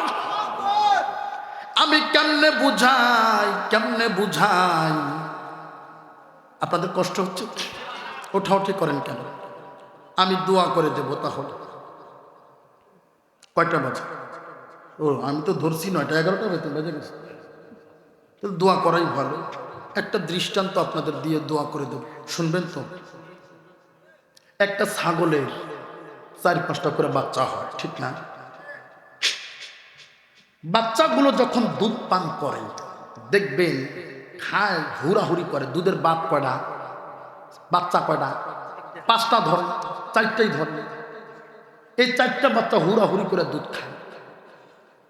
মাঝে মধ্যে জোরে জোরে গুতা মারে কি মারে না? এত জোরে গুতো মারে ছাগলের কোমরে পাশ থেকে ওপাশ হয়ে যায়। আপনারা দেখেছেন, কিন্তু কোনোদিন অ্যানালাইসিস করেন নাই। আমি দেখেছি আর চিন্তা করেছি, আহারে অবুঝ বাচ্চাগুলো অবুঝ মায়ের দুধ খায়, মাঝে মধ্যে গুতা মারে।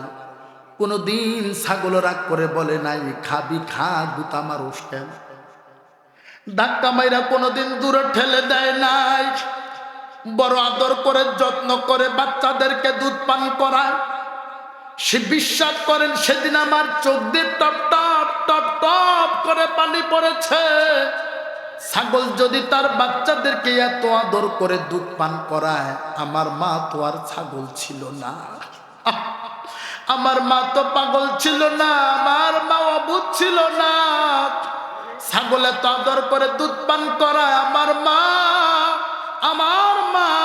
না জানি কত আদর করে দুধ পান করাইছে। বলি আল্লাহু আকবার। বহু হাদিস শুনেছেন, আল জান্নাতু তাহতা আকদামিল উম্মাহাত, মায়ের পায়ের নিচে সন্তানের জান্নাত। একবার কল্পনা করেন, হাদিসটা বহুবার শুনেছেন। একবার কল্পনা করেন, যেই পায়ের নিচে আল্লাহর জান্নাত, ওই পাটাকে সাধারণ পা, ওই বডিটাকে সাধারণ বডি, ওই মানুষের হাত কি সাধারণ হাত, ওই মানুষের জবান কি সাধারণ জবান? হাত বাড়ালে আল্লাহ কবুল করে। আল্লাহু আকবার। এজন্য যাদের মা আছে খবরদার মা বাবার সাথে বেয়াদবি করবা না। যাদের মা বাবা কবরবাসী হয়েছে বেশি বেশি করে দোয়া করবা। আল্লাহ দোয়া শিখায় দিয়েছেন, রব্বির হামহুমা কামা রব্বায়ানি সগীরা। করবেন তো ইনশাআল্লাহ?